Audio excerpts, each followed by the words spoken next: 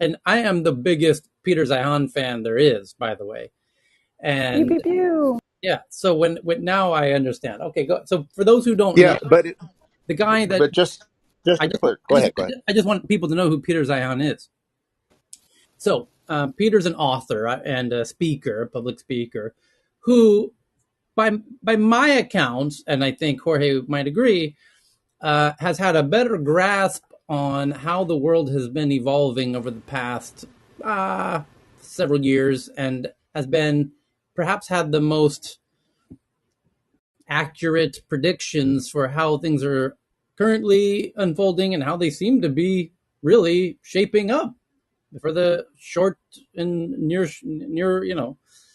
in the upcoming looking over the horizon. Peter's just really seems to have this incredible sense for how all of these macro pieces fit together, and in a super impressive ways. I'm endlessly impressed by Peter, and he does almost daily updates now on YouTube, believe it or not, where he talks about his take on the daily events like Ukraine and whatnot, because he's been talking about these things for years and how these would shake up.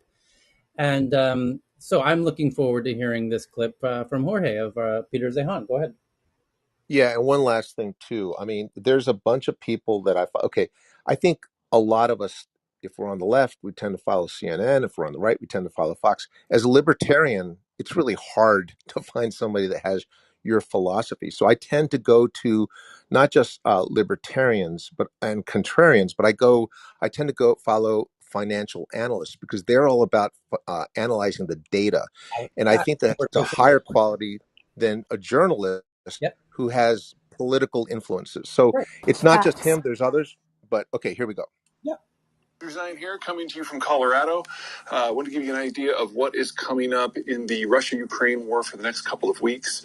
There's obviously a lot of shelling going on around Krakow and Kiev, and I don't mean to take away from the importance of those two fronts. From a strategic and a political point of view, they are clearly what's going on. But there's a broader strategic picture as well as an economic picture that a lot of folks are missing, and that is all down in the south. So for the last 8 days of the war, the Russians have been trying to link up their forces in Crimea with their forces that were in the southeast in those separatist regions around Luhansk and Donetsk. They need water. Those forces have met Was that? Because they need water. Yeah, keep going. Yep. Yep. in a pincher movement at the city of Mariupol, which has now been subjected to a week straight of heavy shelling.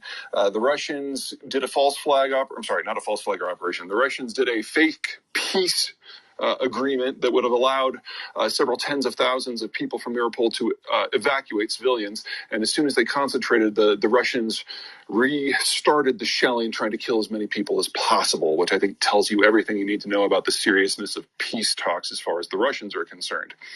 Now, why this matters is if Mariupol falls, then there will be nothing to stop the Russians from sending the regular forces in Russia proper through those secessionist regions by Mariupol into Crimea and then further west.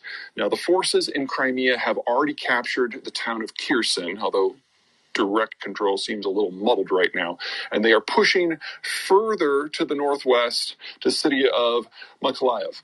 And if they capture Mykolaiv, there will be nothing standing between them and what is going on in Odessa. Odessa is the commercial capital. It's the most economically vibrant city in Ukraine. It sits near the mouth of the Dniester River, which is kind of the Ukrainian equivalent of the Mississippi. And as such, it is Ukraine's single largest wheat loading facility. In fact, it's arguably the largest one by volume in the world. Pretty much all of the agricultural exports that come out of excuse me, that come out of Ukraine go through Odessa. So if it is subjected to the same level of destruction that the Russians are visiting on every other Russian population center that they visit, that is the end of Ukraine's participation in large-scale agriculture, period. The Ukrainians are not going to be able to plant this year because the Russians are systematically destroying every town they come across. It'll just be impossible for the farmers to do what they need to do. Now, that's important enough as it is from an economic point of view and for what it means for global food supplies, but it's actually part of the Russian strategic goal here, not necessarily to remove Ukraine from the equation in agricultural markets, but instead to push further to the west. You see, the Russians aren't doing this because Putin is power mad. They're doing this because they're trying to secure the gateway geographies that give access to the Russian portions of the European plain. Yep. There are 9 of them, but 2 of them are adjacent to Ukraine. The one in question when it comes to Odessa is further to the west and southwest. It's called the Bessarabian Gap, and it is the direction that the Turks have used to invade Russia on multiple occasions through the 2 countries' histories. So when the war comes to Odessa, I expect that Russian troops that are stationed in Moldova in a separatist enclave called Transnistria are going to join in that assault. And then you will have Russian troops going all the way from the Russian western frontier through Ukraine into Moldova proper. And I do not expect them. What's that? They're going to totally take over all. Then Ukraine will be completely landlocked. Correct. Precisely. There's no. Facts. There's no. That's why I said before the invasion began, the invasion will focus on the south because they're going to landlock Ukraine, which will economically cripple it. So, Correct. yes, there's no question that's what they're going to do, and especially because they already, even for many years, have had this bizarre Russian enclave between Ukraine and Moldova called Transnistria, which I've been to, by the way, and those are already Russian sympathetic militants that have been waiting for this for a very long time. So it's Absolutely right. this is going to be that's why this is a no-brainer strategically for Russia, because it's not even the capital. It's like all we got to do is use Crimea, which we already have as a base, and connect to Transnistria, which is already there, and just landlock that piece at the bottom, which is not that big, and bada boom, bada bing, now you are stuck. Your economy is frozen. Yeah. And Tyler, there's a lot of, I keep hearing in a lot of these rooms, oh, well, they're not taking over the cities. And it's like, that doesn't matter. Right. What matters is you control the waterways, you control the food supply, and you control the energy. And then you've got it. But I think when he finishes off this, and we've got just a couple more minutes more, he's going to say some things that are really going to raise some eyebrows. Yeah. Proper. And I do not expect them to stop. As soon as they figure out that their supply lines are as secure as they can be, I expect the Russians to cross the river into Moldova proper and then keep pushing until they've taken the entire country. Moldova controls about half of the Bessarabian Gap, but in order to get it all, the Russians can't stop there. They need to continue into NATO member Romania and push south until they reach the access between the 2 Romanian cities of, I'm going to try to not butcher these pronunciations, Focșani and Brela.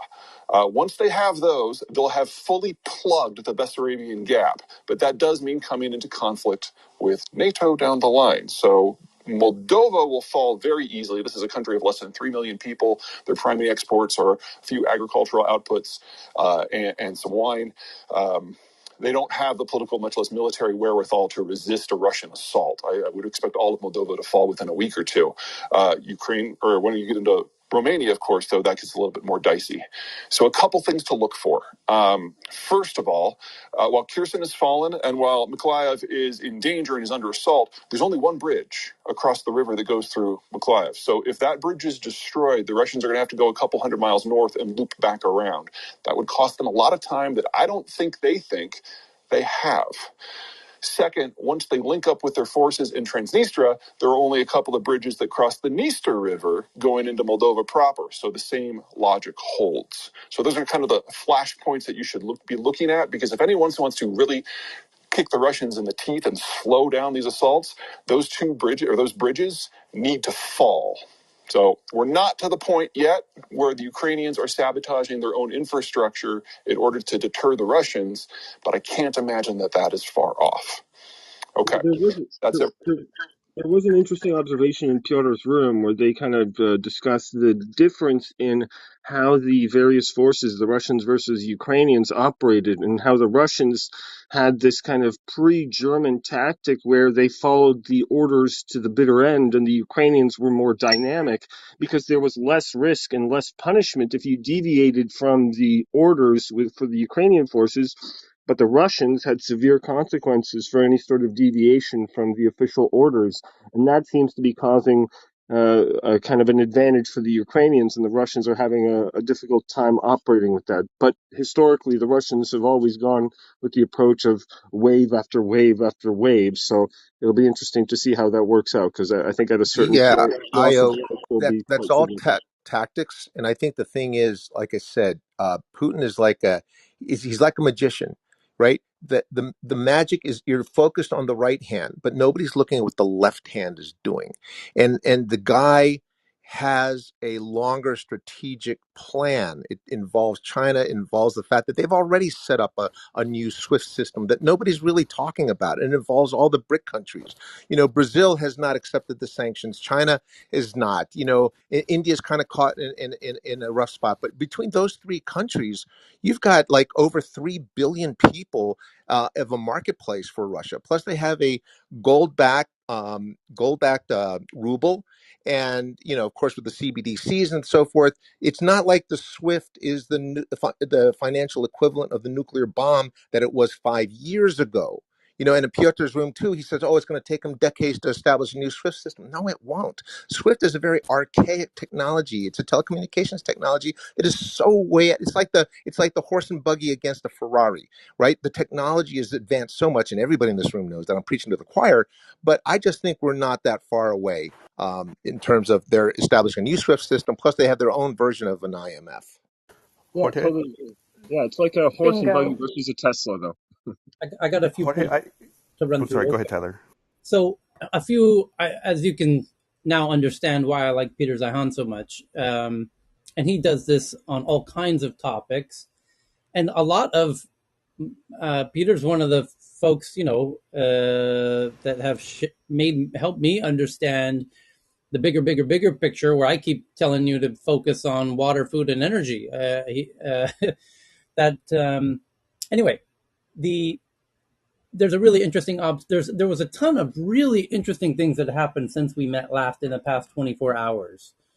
I just want to run through some of them. One was a link about a Russian race car driver guy who translated this other piece that's becoming very, very popular in Russia and now becoming very popular in the US after he translated it into English. Has anyone seen this? It's really interesting. And it talks, what it is it's a Russian intelligence officer's take on what's happening. And the question is it authentic? And I believe I have the answer to that question, believe it or not. And because something has happened since that came out. That came out yesterday, generally in English. It's very popular in Russia. It's becoming popular in the US now that it's in English. And it's talking about how a intelligence officer in Russia, what's going on from his perspective. And he's saying it, this is a complete shit show.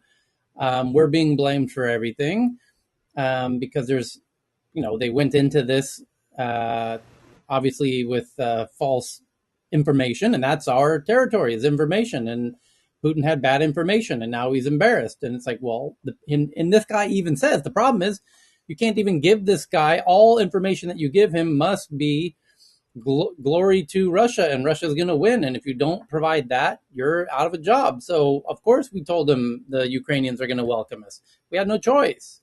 So that's interesting. But more importantly, and the big question is this thing authentic? Because he reveals a lot of stuff. And if he's correct, Russia's fucked.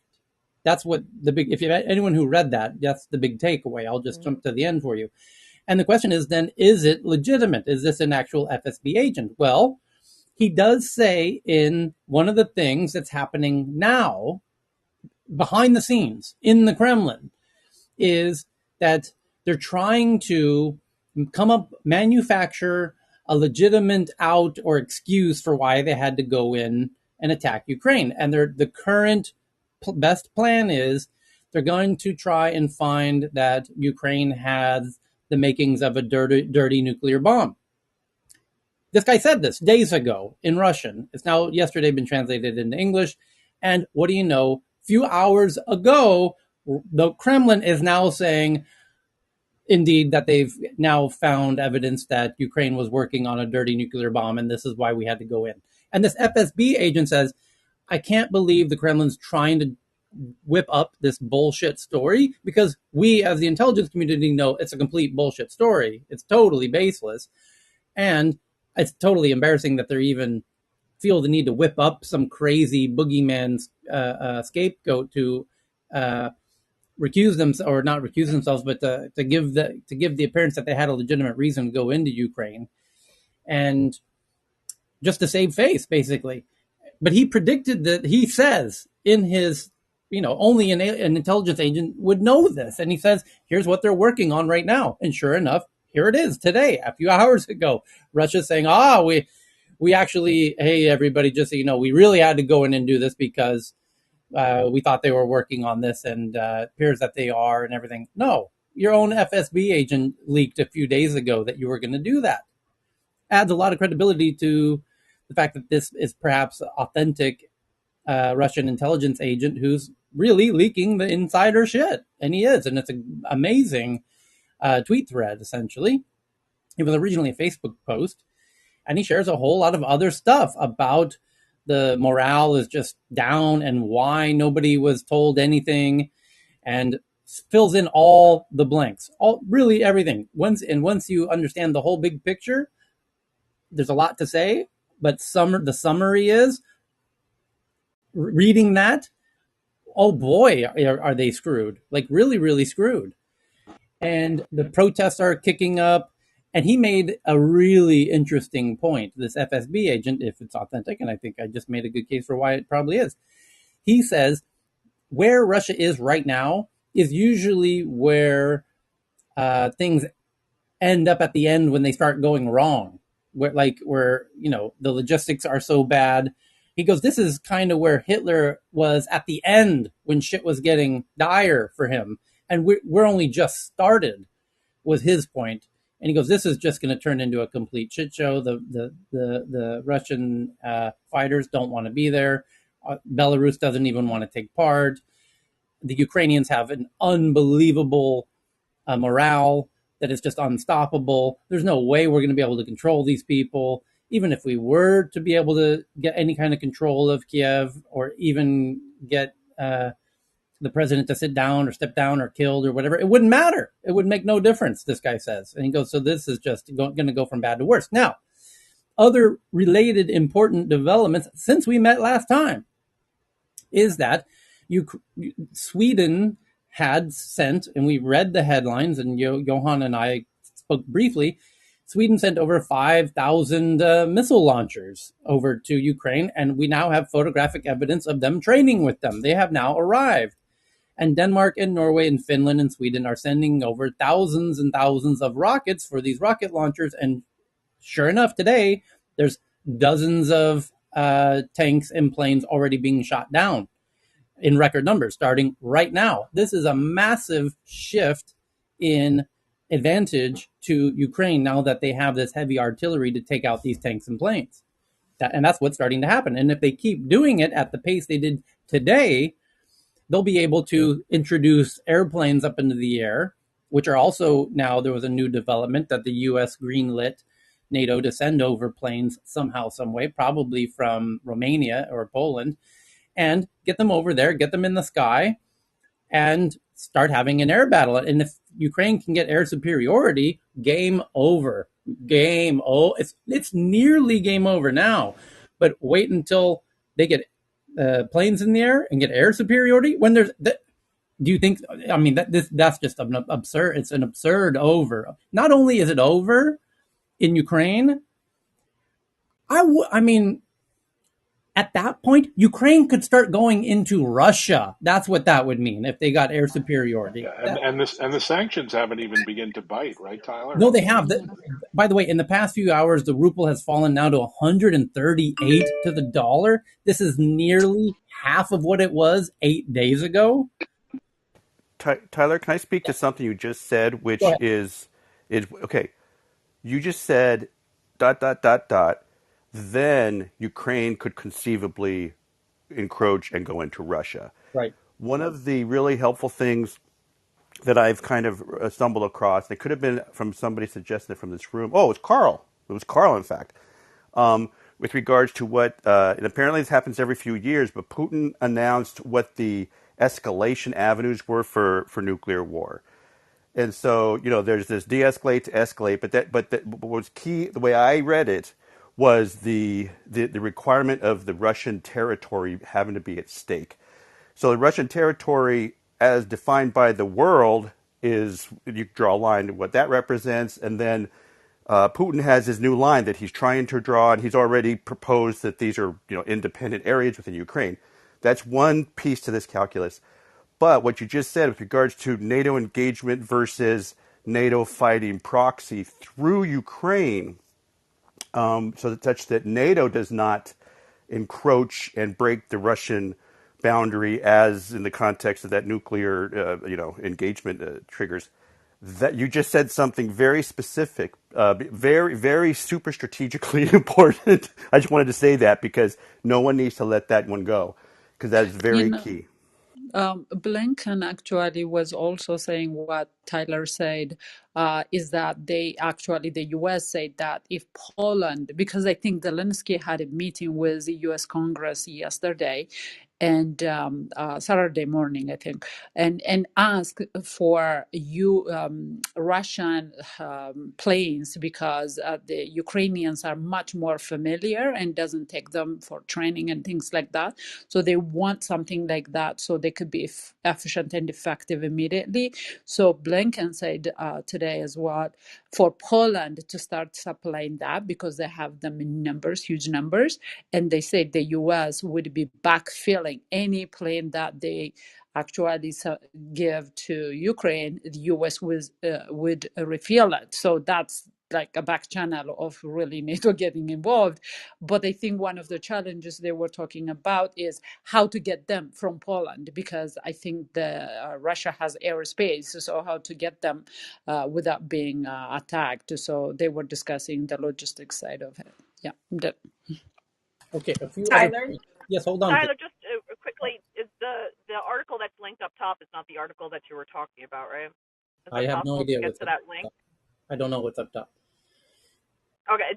Do you have it on your Twitter feed or somewhere where we can find that? What Oh, the translated article one. you I'll were? find it. I Yeah. tweeted it to my personal Twitter account. If you click on my profile and look back a couple tweets. Okay. Great. Yeah, I'll go check it out. Thanks. And there is, Russia's trying to do these negotiations, which, by the way, in and of themselves is a strategy. It's now being well understood. Putin threw out Kosovo and Serbia and all of this, and even with Syria.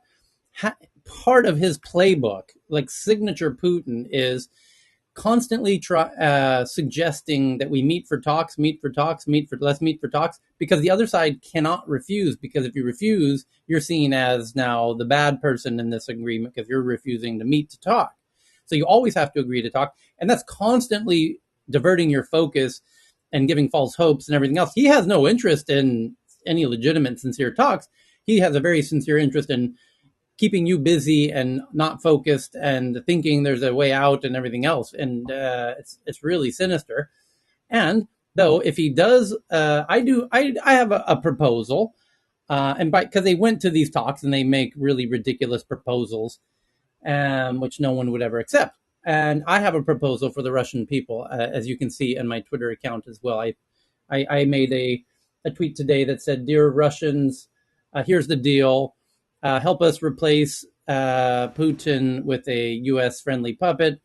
And not only will we turn the economy back on, but we will add 200 Taco Bells, 300 Cinnabons, 50 Yogurtlands, and a Krispy Kreme." And I should have added, we'll even add a few Hooters and Dave and Buster's. Hooters is the These are closer. Hooters weapons is of the closer. mass. These are weapons of That mass was really indigestion, Tyler. This is really bad. So, by the way, the other point I wanted to raise is China. Our friend Nicholas sent a really interesting article in our Twitter DMs that I wanted everyone to know about. Is like one of the most interesting links I've seen in a while, and it was that China's now gonna be making stronger moves with their central bank digital currency internationally. And oh wow, what do you know? That kind of fits in with what. Tyler, Yes. China today. Tyler, Here's the that's article. very interesting. Yeah. That's very interesting that you brought that up, because Jorge and I were kind of talking a bit about this as well, because I did bring this up, and it was also something that I believe was quite controversial, because Russia and China have been in talks about having conversations around these CBDCs since last year. And I could find the article for you that describes that and shares Before some that. of the.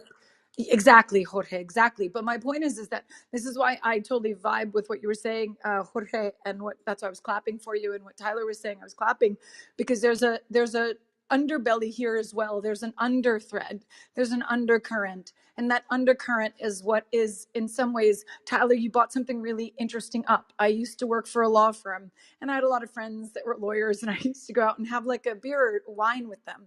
And one of the tactics that you just said is one of the tactics when negotiating to stall, which means never show that you're not willing to negotiate. So you always have to go to every one of those meetings, no matter what. Because if you don't, it makes you be the person that they will look at that's not cooperating. So, but it's also a diversion tactic. And he's very, very intelligent and very, very strategic. He Yeah. plays chess. And this is super important. And that's why Jorge and this gentleman, what was this, Peter? The Peter gentleman? Yeah. I think there's a lot of validity in that narrative as well, and it's not a narrative; it's just a strategy. And if you look at the CBDC, even the EU, Lagarde already said she was not going to ban crypto. She already said it. She's like, I'm not going to ban crypto. I'll regulate it, but I'm not going to ban it. That just came out last week. That's a big deal, because she was very, very adamant about banning it. And all of a sudden now, no. But they also, I said this once before, and Jorge, I said this is going to probably push the hand of the United States and the EU to start working like there's fire under their ass to get their own CDBGC out. Because at this point right now, they don't. And they're kind of like, oh, 2023, 2024. But I think this is going to put some gasoline in that movement, especially as you see Germany just recently cut off from their energy from Germany. I don't know if you saw that, Tyler. Yeah. Germany was recently cut off. And I know that in Piotr's room, there were some people talking about this. I think Marvin was discussing it, or someone else was saying how much is left for them as a 90 million strong country that does rely a bit more on fossil fuels than, let's say, Benelux region, for example, right? So I think this is a very interesting case for strategy. And I wish Cal was here, or maybe he's on Twitter Spaces. Okay. Yeah, I want to support one thing really quick, Tyler. There's another good. It's not just Peter Zayon. I also have read Marin Katusa's book called The Colder War. Not the Cold War, but The Colder War. It's a little dated, but it really gives a great background on Putin from the time he was a little boy, the time that he went, how he rose and very quickly. And one of the things that it points out is that he got his PhD doctorate um, on the revitalizing Russia's economy centered on energy, right? And everything comes down to energy. When we talk about those choke points for Ukraine, well, think about the choke points for the world, right? Between Russia and Ukraine is 30% of the wheat exportation, and China is the second world's is number two in terms of wheat production. Of course, they consume everything. And so now you've got all this wheat that is going between Russia down into China. And we talked about also that the last time that Russia had a hard time getting its wheat out, it led to the Arab Spring, which toppled entire regimes. Now, these effects that are happening, these are the second order effects in all these things where Russia is number one, two, or three exporter in terms of commodities. It's going to come and affect us. Now, we know it's not tomorrow, but it's certainly around the time for election time. And he knows that. And Putin's had this plan that I think has been 10 years in the making. He didn't just cavalierly say, oh, I want to go invade Ukraine tomorrow. This is all big part of a plan. I'm rooting for the Ukrainians. I kind of get lambasted sometimes when I say these things as if I'm pro-Russian. No, I'm just making observations. And I think it's very important to look at the counter narratives that don't fit with the mainstream. Yeah. A couple other points on this CBDC. Here's the article from Coinbase. Actually, it's from Coinbase is quoting the South China Morning Post, which says, meanwhile, according to a report, South China Morning Post analysts said that, quote, Western sanctions imposed on Russia following the invasion of Ukraine including exclusion from SWIFT financial messaging system, could offer new development opportunities for China's digital currency and its homegrown yuan cross-border payment system. One analyst wrote, it is necessary and urgent to vigorously promote yuan internationalization, especially the development of the international payment system, cross-border interbank payment system, CIPS, set up to boost internationalization use of China's currency in trade settlements and the global digital yuan. Oh, wow. So in this sense, China's actually hoping secretly, just like America is, by the way, that Russia gets drove into the fucking ground, into the dirt, which it is. That's what's happening. And that's going to put China in the upper hand position to give it loans on its own currency system, because Russia will have to need economic support from China and be China's asset, essentially.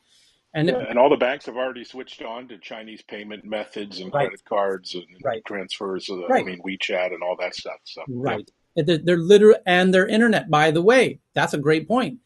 Just in the past 24 hours, there was a notable headline that came out that Russia is now considering decoupling from the quote unquote Western internet, the internet as you and I know it. And that's very interesting, because China is really the only one who has a separate internet of sort of their own. And it seems like Russia and China might join internets as well, and cryptocurrencies. And this gets very interesting. driven by Huawei, which Russia is using for all of its cyber Right, security, cyber right, protection, and even offensive right, capabilities, all its DDoS filtering and right. net filtering, etc.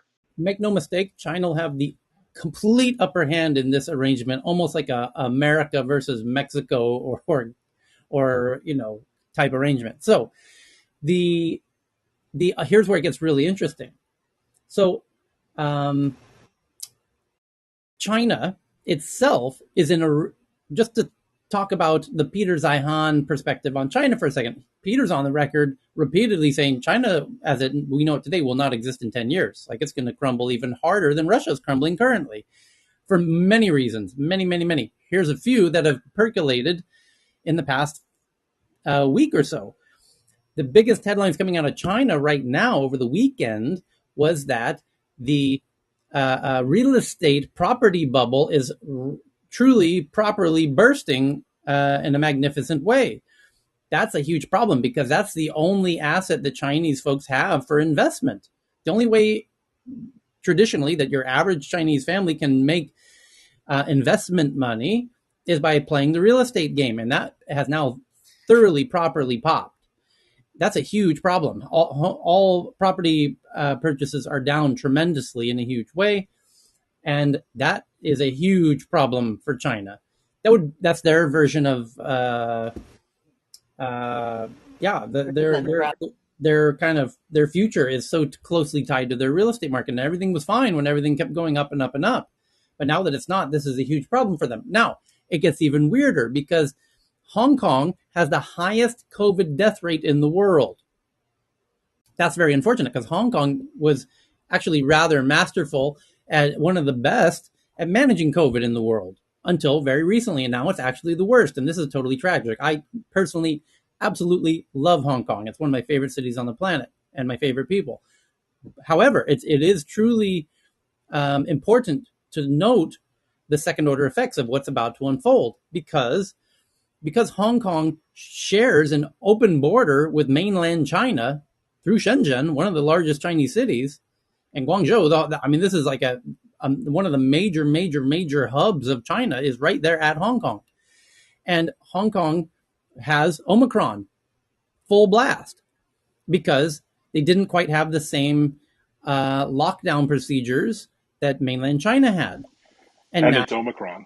And it's Omicron, and it's highly contagious, and people are dying left and right because they didn't have the same. I don't know if you saw the news today, Tyler. China's reporting the highest COVID cases in 2 years, mainland China. Now, here's my point. Yeah, China was very good at managing Alpha and even Delta.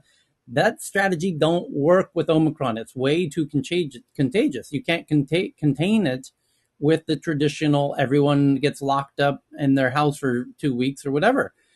It's just going around way too rapidly. It's way too contagious. China can't control it. And here's where it gets really problematic. just as Hong Kong is a microcosm, a very small example of China writ large. It's a very highly populated, and China doesn't have good vaccines.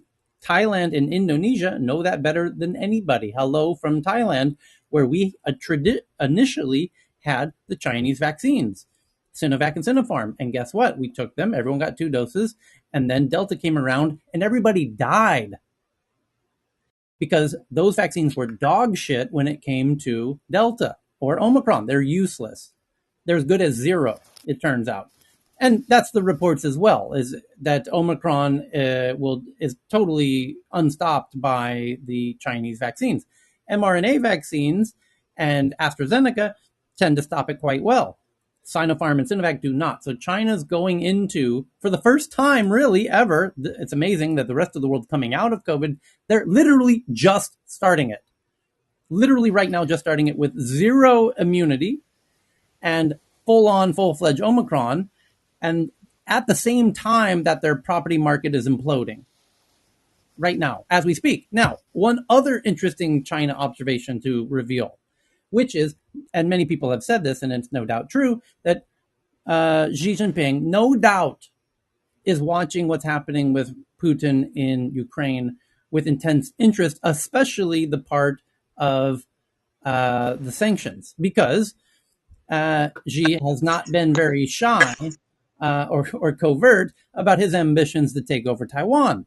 And there's obvious analogies here, or synergies of Russia taking Ukraine because they feel that's Russia's argument, Putin's argument, which he said in his hour-long video minutes before they launched the offensive, was Russia said that Ukraine is technically part of Russia, so we can go take it back. Well, that's precisely Uncle Xi's perspective on Taiwan, that technically it's ours. We're not doing anything wrong by going there and taking it. We own it. That's our land.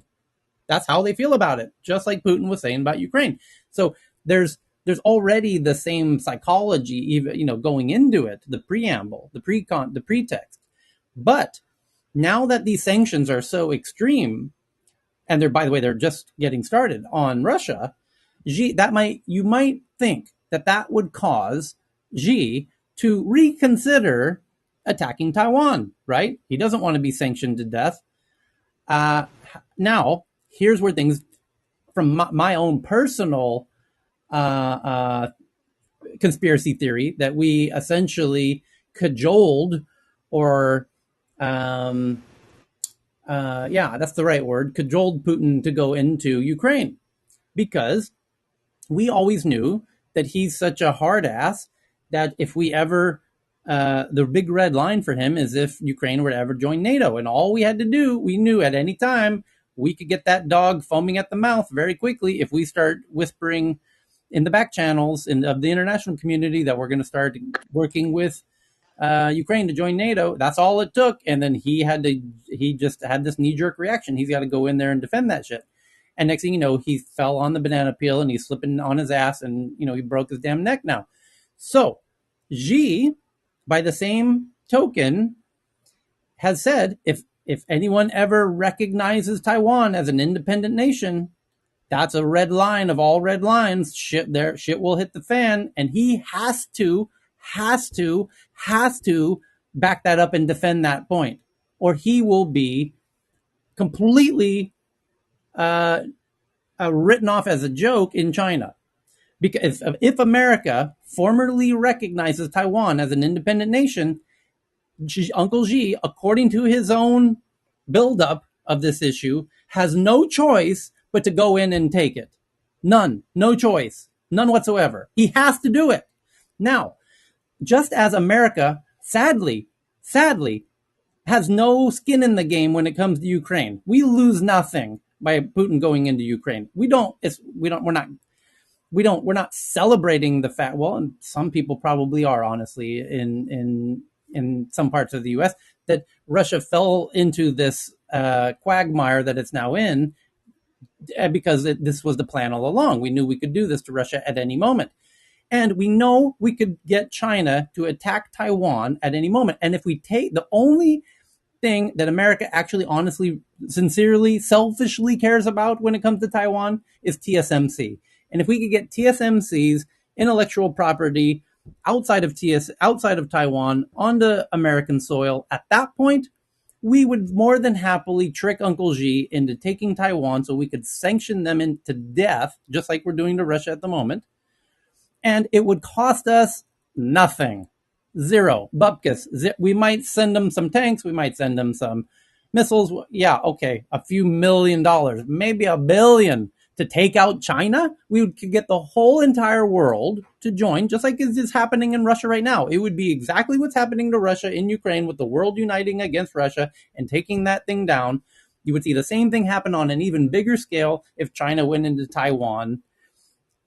And I'm proposing to you now, we could make that happen in a heartbeat by simply recognizing Taiwan as an independent nation. That's just a very well-known fact. The people who have, and as Bibi, who's Taiwanese, or Cheryl can affirm. This is just And yeah, and Pompeo was here 2 days ago and has said we are an independent region, something like that. the reason he's doing that is the same. It's the dog. It's the subtle. It's the provocation of the dog behind the fence, right? Yeah, yeah. So watch out, because everyone's talking about, Russia's going to be fine because they have China and China's going to hold them up or whatever. Well, with China's real estate bubble popping and COVID coming on right now, full fledged, like literally starting right now, just starting. And wouldn't that be an amazing time to poke the dog through the cage while they're going through full fledged COVID for the very first time, while their real estate bubble is popping, while now go ahead and try and take Taiwan right about now. And now you've got Russia and China totally embarrassed by the entire world collectively. I've told you in this room many times over the past year, it's going to be the West versus Russia and China and Iran. Have I not? And it's going to be, whose side do you want to be on? Right? Well, we now have a very simple, elegant plan for completely kneecapping, for lack of a better word, economically sanctioning China and Russia to death for doing this. And it will cost us nothing. Tyler, there will be costs, but what you said so many like great things. Okay, I just wanted to get on your point with regards to the real estate bubble implosion, and just kind of take a chapter, not even a page out of history, with regards to what led to Japan's stagnant economy, which was real estate bubble burst in great fashion. They were the second. Great point. They were a meteoric rising economic power. All of this, well, not all, but there was a lot of conversation about them ultimately eclipsing America. But with that real estate bubble and the collapse that kind of came from that was a dramatic cultural change, because it was a shot in the head to upward mobility and all the security that the culture had relied on since the end of the World War II. So that's something that, in terms of internal Chinese disruption culturally, with regards to that rising, or that middle class that was born over 10 years now, what are they going to do when their real estate aspirations just implode completely? I just wanted to kind of put a big note on that. And keep in mind, there's over 200 million or so, maybe 300 million, according to some people, middle class, defined middle class Chinese. So it's as many middle class Chinese, mainland Chinese, as there are American citizens. And if they get a little uncomfortable, who knows? Well, that's a good point on the middle class in China. Yeah, it's around 400 million. And I remember through my travels in Europe, like 2014, around there, I saw so many Chinese tourists, like in the old days when the American middle class was now spreading its wings. And the thing about the Chinese middle class is a lot of them are millennials. And when I was there, I was very surprised. The first music, when the first time I went to China and the plane landed and they turn on the music, the first thing I heard was Chinese rap. And you see New York Yankee hats and you see baggy pants. And, one of my interpreters, I looked at her socks and it was like marijuana leaves. And Yeah, and I said, "What's with that?" And she said, "Well, so long as you don't deal with it, which you could actually lose your life, you can like wear clothes like that." But the thing about it is, what I realized especially with millennials, they're making in a week what their parents made in a year, and so life is really good, right? And so at that point, when life is so good, you tend to look at your government favorably, positively. And but yes, Tyler's correct, and Peter Zayon in his last book, Disunited Nations, points out about the demography problems with China.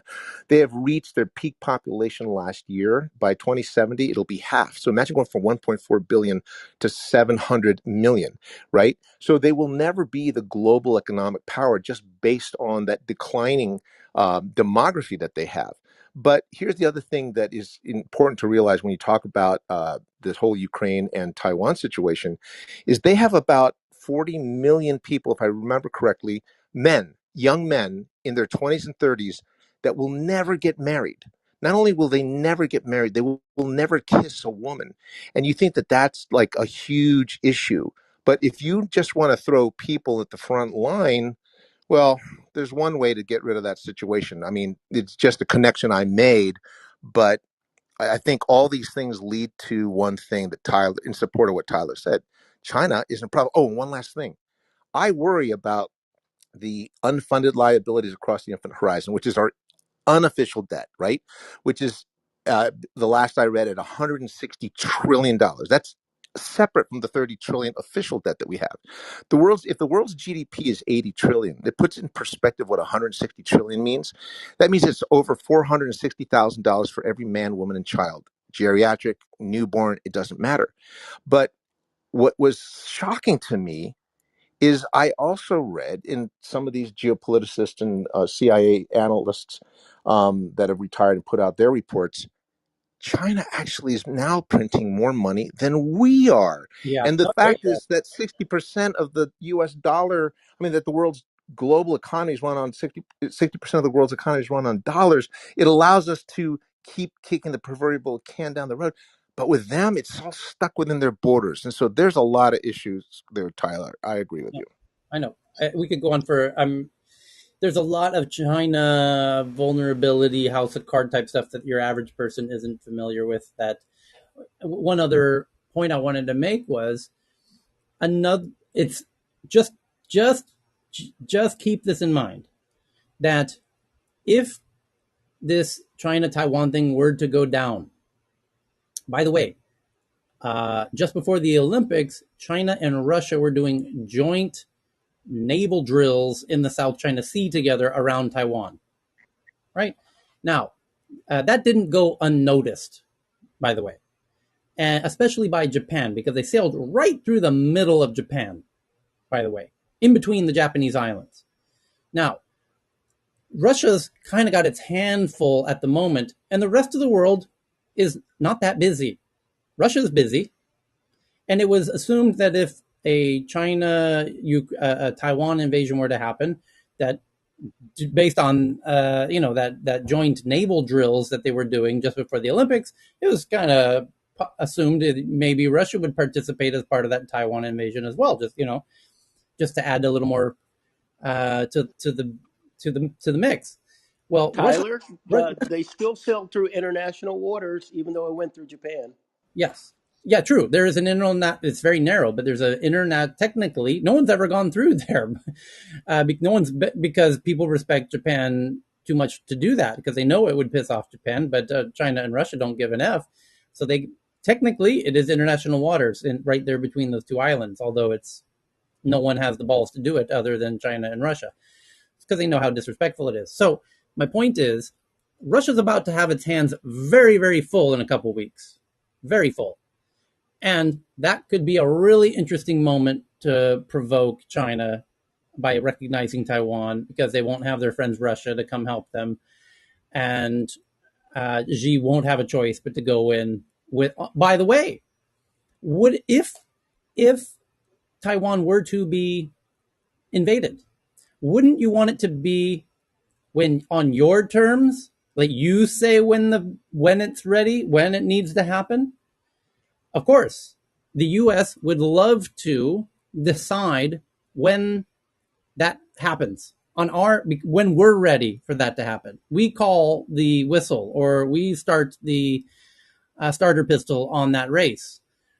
That we have that starter pistol in our hands. And my point is, there's a very, very unusually opportunistic moment to fire the starter pistol about 2 to 3 weeks from now, when Russia's very preoccupied, more than it will ever will be for decades to come, and China's at its most vulnerable for decades to come, simultaneously. And we could be ready, totally ready. All of our allies totally ready. China very much not ready. Just keep that in mind.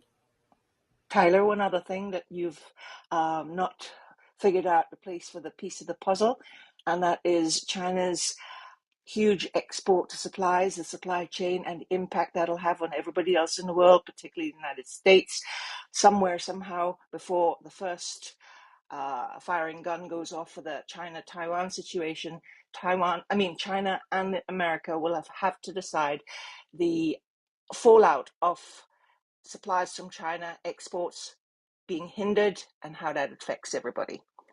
Yes. That's the last piece in your jigsaw, I think. Thank you. You're welcome. Okay. So, any other Ukraine related headlines to jump through? I just love your thesis. Love it. I came in just to listen to your thesis. All right. Yeah, I must say Cal, that welcome was a back, really, Cal. really that was better than the one It you, was you really bashed good. Bloomberg. That was Really good. brilliant, Tyler. All Could I right. No, just Tyler, Yeah, Tyler, but this is you know what's interesting is you pull together a lot of the threads for various discussions we've been having, right? And then Peter Zan's book, and then Jorge playing that. I was listening, by the way. I've been listening to the stream. Usually I'm quite busy, but you're just pulling me in. This stuff that was such a good thesis. Is such. I mean, there are people can argue about it. Yet there's the issue about what are we going to do with the exports from China, but the big exports that we worry about are the chip supply, which I think Vinay sent something out about in the chat about uh, you know we're de-risking that by getting plants all around the world. But I mean Walmart might suffer short term, very very short term, right, relative to the big picture. But it's such a good thesis, such a good thesis. Yeah, it's the rational application of connecting the dots, as opposed to just blindly regurgitating what the pundits are saying. So I greatly appreciate what you said, because I've not heard it before. And also, when you were talking about, last week, that the United States could have Microsoft and Google and Apple turn off. Those are things. That's where it's a game of chess. This whole geopolitical narrative, right? There's a move, but then there's counter moves. And the problem is everybody's focused on what the mainstream press is saying, but the game is hidden. The game is hidden. All those counterpoints and so forth are thought of way, way in advance. So I appreciate the insight. Yeah. It's the weird part is the they're will. I mean, in a weird way, Putin is willing to risk everything out of a bizarre greed or ego in this issue with Ukraine, and this very bizarre redliney mentality that authoritarians tend to have, and China as well has this bizarre redliney maximalism around this issue with Taiwan, where no one's allowed to even say the word Taiwan independence. It's like the the international geopolitical version of the N word to them, and it's anybody utters it, and it's all bets are off, and the China Uncle Xi has to defend against that. He can't let that go unchallenged. Absolutely cannot. Yeah, but Tyler, there's also a thought that Xi and Putin have been meeting so often in the last few months and year that she may have just egged him on, saying, "Go for it, we've got your back," and just This is to as an experiment to see precisely. what happens to yeah, Russia. agree China totally. China is benefiting by Russia's self implosion at the moment. Yeah, make no mistake about that. And I just tweeted an article about the whole National People's Congress that started. China's big theme this year is self Dom- reliance. and guess why? I mean, kudos to, and you've heard me. applaud and give kudos to Xi and China every time.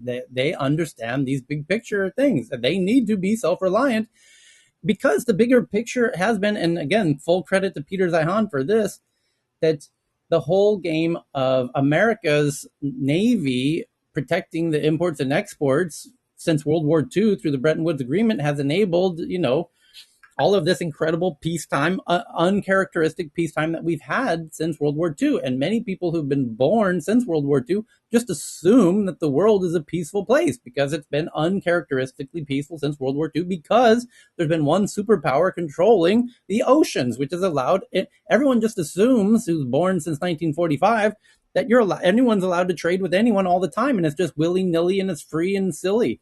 No, it's not. It was never like that.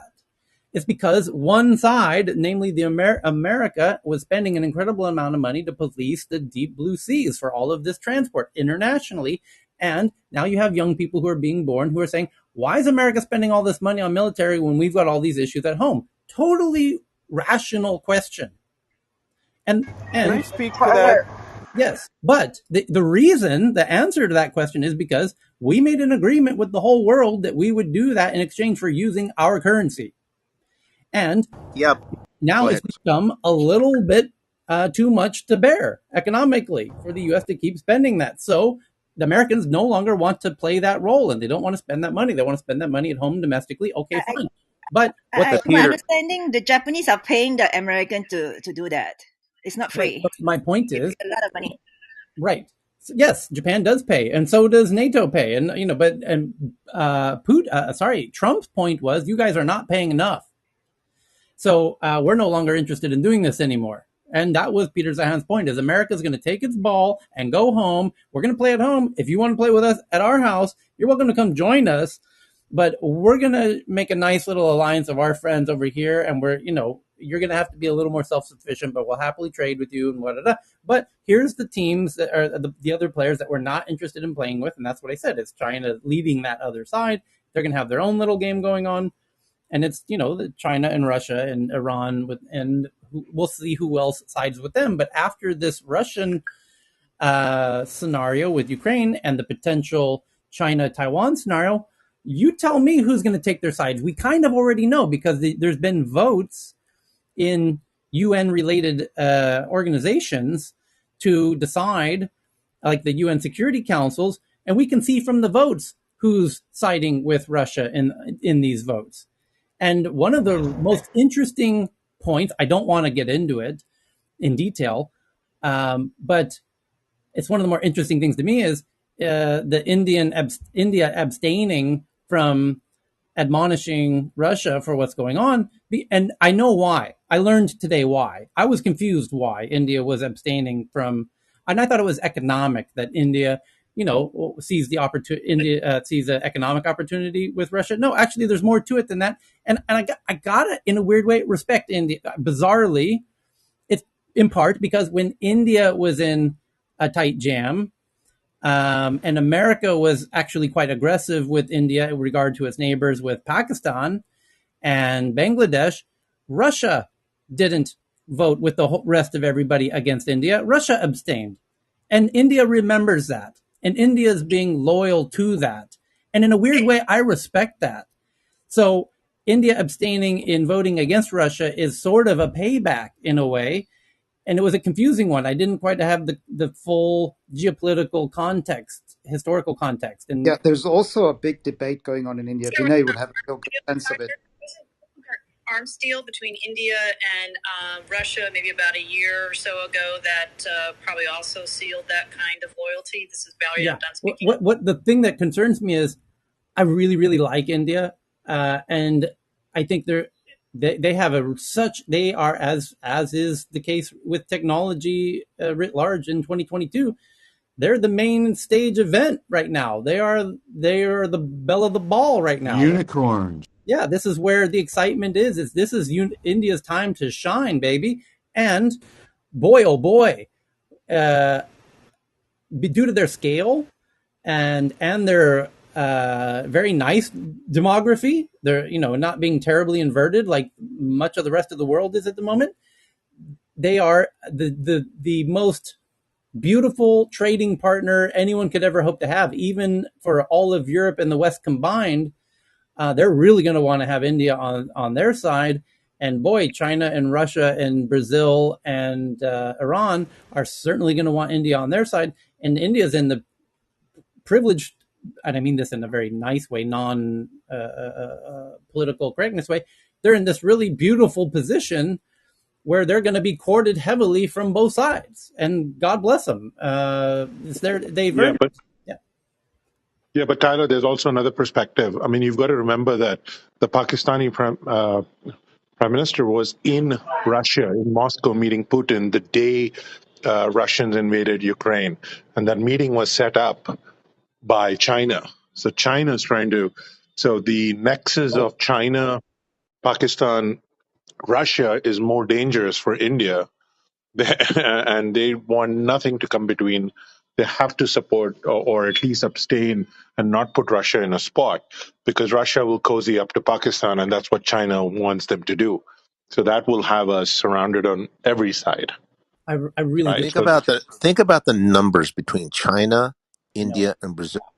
That's over huge. 3 billion people. Yeah, That's a huge market. huge, huge. Could I have just a few random snippets that might be kind of colorful and interesting on Go. this? All right, so very briefly, one of the things that's happening right now is there's some border clashes between India and China, which caused an enormous amount of backlash inside of India to the point where they started, banning like TikTok and foreign apps and such like that as and a few economic measures. But over the longer term, one of the things that China is doing is they're carrying out some hydrology fun that's happening on the northeast side of India, southwest side of China. They'd like to see, well, they see there's a lot of water falling on those mountains, and they see there's a lot of desert to the north. Now, it's kind of unimportant to them to the fact that India relies on that water, but if they could make the Ganges and some of these other rivers go like more northward rather than south, that'd be really great for China. This would cause an enormous, like, existential crisis for India. But their engineers are still carrying out that stuff right now. So that's something happening in the background. That's like a longer term, like 10, 20, 30 year type kind of thing. Yes. But that's one major thing happening. Two other minor points. I'll just go to one point. I don't know how the mic. But India, one of the things that they also have carried out historically. Um, okay, this is where it complicates things a little bit. So Johnson administration USA, they're like, okay, we've got mass starvation happening right now. The food supply gave out. We didn't have a bad thing. America's has said, okay, we'll give you food, but only if you carry out mass sterilization projects, which basically tantamount to a soft genocide with things. Now, that complication relationship with USA is very nuanced and really not. It's very different. On the other hand, Russia was had a different thing where they're like, hey, we'll send engineers, we'll do all this other stuff. That relationship has waxed and waned, but Indian engineers have different traditions and different textbooks that they can learn from. Frankly, put the Soviet ones apparently were better written during that time era. But it's interesting that when you see the long history of these different groups, how they relate to each other, whether or not current day politicians refuse to remember history or they embrace it, is something that shapes a lot of current day events. So, just a little bit of context to two fun little incidents from history. There's a lot of others, but I don't want to hog Mike. But fun stuff. Tyler, Yeah. can I pick up on that as well, just with regards to history and respecting what happened in the 20th century?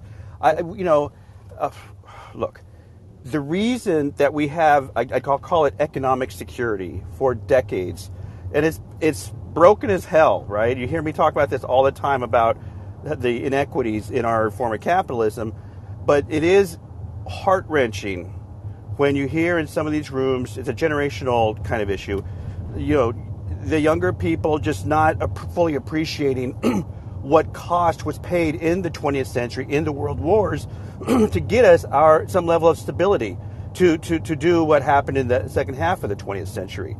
There are millions and millions of graves full of veterans who paid, and families who paid with their blood and their family and their lives. So we just should always take a breath and respect everybody who did, not just America, but the Allies generally speaking, because it's just something that we need to do. And I'm just saying that it's to suggest the unity that we need to start to cultivate more. Okay. So now we can get into the top tech headlines. Are we ready for that? I've got the sound file ready. Whoa, tech Air and tech news horn. Air heavy. horn. Air horn. Here we go. Let's do this. Air Let's do it. Okay. horn. So the first story, as has been the case every day for the past week or so, is about Ukraine again. It says that Activision Blizzard, which, which that name's been in the news a lot, but now it's in the news because of Ukraine. Activision Blizzard and Epic Games, two of the biggest in the world, suspend sales of their games in Russia. Activision Blizzard will also pause offering in-game microtransactions in Russia. There you go. And by the way, that sounds kind of weird, except that Ukraine's minister for technology, it turns out, is the main instigator of all of these tech uh, um, embargoes, or what's the word we're calling them? Tech shutdowns. And he specifically asked all of these big games, can you please shut down in Russia? Because he would prefer those people who are sitting at home playing games go out in the streets and protest. Anyway, so This Activision will and put Epic. Microsoft in an interesting position with foreign policy towards Russia Yeah. after all this Yeah. mess is over. Well, exactly, because you're again, that's another example of being one baby step away. If you're going to shut down the video games, so that you want people to get out and start protesting, that's literally what the words were. That's literally the point here. You're one baby step away from shutting down off the smartphones, shutting off Google and Apple's data transmissions to and from their devices, and Microsoft Windows laptops. When there's no smartphones or laptops, something tells me a whole lot of millions of people might take to the streets simultaneously when their phones and laptops are no longer working. Call it a hunch. Would Five Eyes want they like the surveillance devices? Would they? I mean, yes, it caused domestic dissent. Do you think they'd trade that capability? You could do. I wonder if you could do one-way data transmission where you could leave the microphones and cameras on, but turn off all of the devices from receiving data, which would make them useless essentially. I hope Somehow that fax magically, machine Google is always still knows what I'm working. thinking. Is Yeah. the fax machine still working there? Yes, the faxes still work. That's good. So the next article is that Netflix says it's suspending service in Russia. So they'll really have nothing to do when when the power goes out. No games, no movies, anything. The next is that Visa and MasterCard suspended operations in Russia a few hours after Ukrainian President Zelensky asked them to do so in a video call. Can I ask a question based Yeah, on go ahead. this? Yes.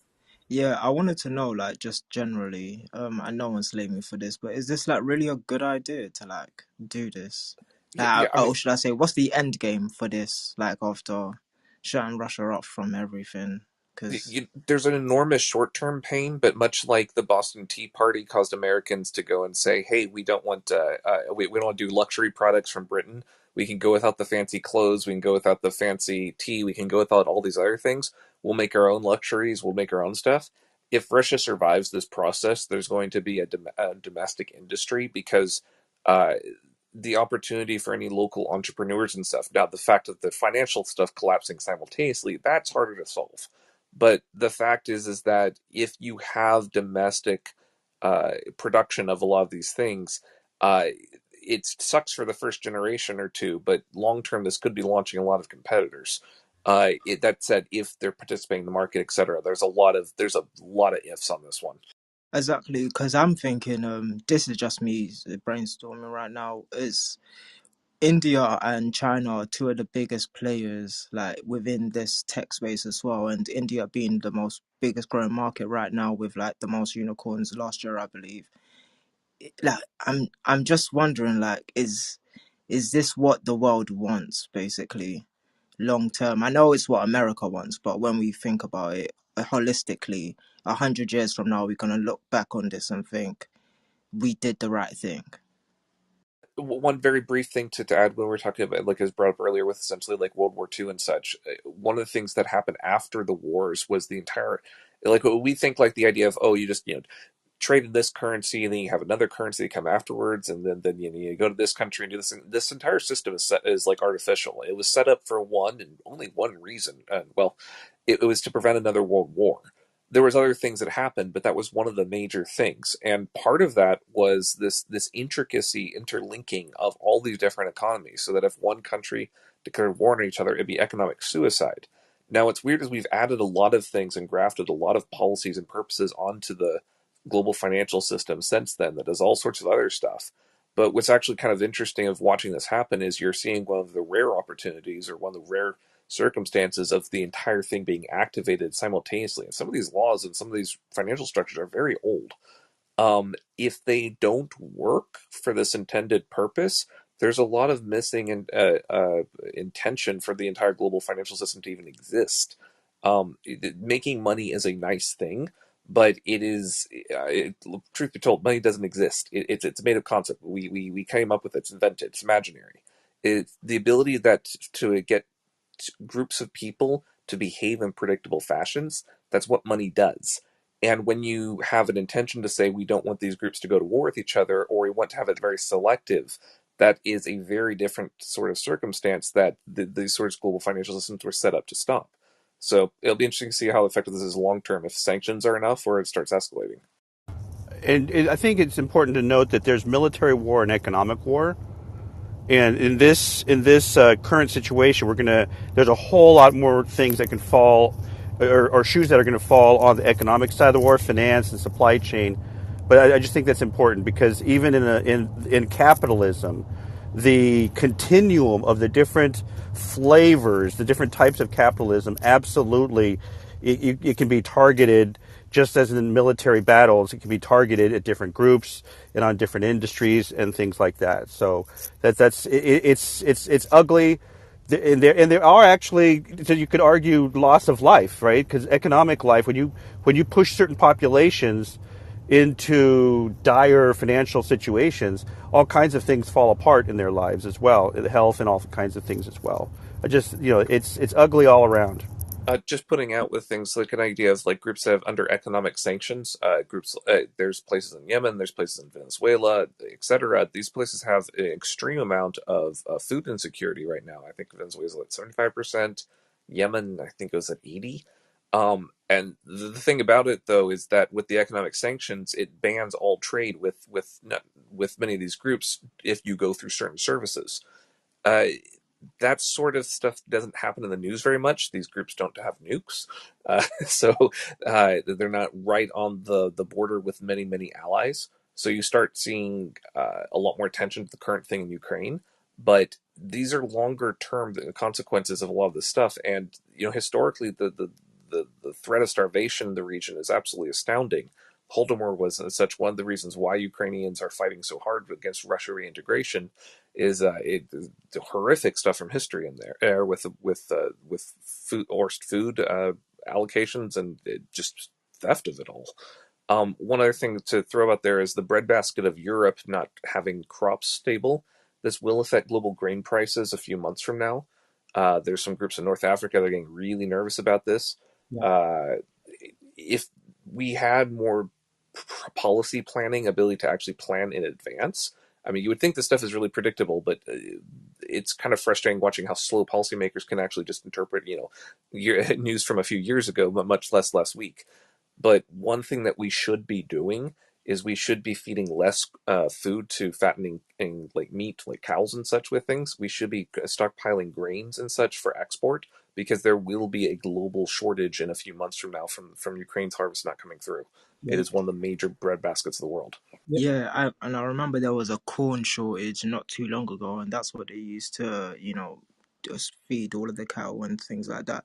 Because I'm just thinking, like, I know this is like the global north fighting off against each other, but I'd say contrastly, the world is watching. So when America is saying I'm taking all my toys home, there is other countries, especially growing markets, where there's American companies that want to be the layer on which these countries build their economies on, right? Like their square, their stripe, there's all of these other things. And when you think like, oh, so if we don't do what America likes, they can take their toys away. That is it. Long term, I'm wondering if there's countries looking at this saying, no, we don't really like to play that game. And just it's the same way India knowing this and abstaining and all of the things we know now with what they've done, it's and them almost being like a great power in tech.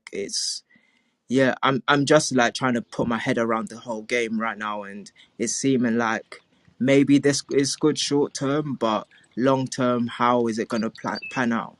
Yeah, I Protectionism in small Well, degrees can be how very do we helpful, but having too much of it can be very painful. Sorry, I've talked about it too much. Sorry. I love your how question. do we fight for democracy then, Demolaire? I agree with you, Demolaire. I believe there will be long term consequences. I believe that other countries, especially Russia, already has a very active software community, Right. so and tech community. Yeah. So it's not like the talent isn't there to develop its own internal uh, products for Yeah. some of these things. But the To, question is, do we then not fight for democracy and I, let? I love I love the both of I love Demler's question. I love the way you're framing it as well, Francine. Although that framing of even America imposing democracy, has taken on a whole new pejorative kind of flair. So the way that I would love to frame it is Germany and Japan used to be have very uh, unfavorable relations with the U.S. to put it lightly, right? I mean, that was World War II after all, right? World War One, World War II, and look where we are today, where Merkel and Obama could hardly be closer, right? I mean, and it's not, and just as countries, Japan and America could hardly be closer.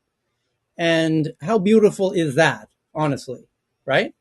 And by the way, I go to Germany.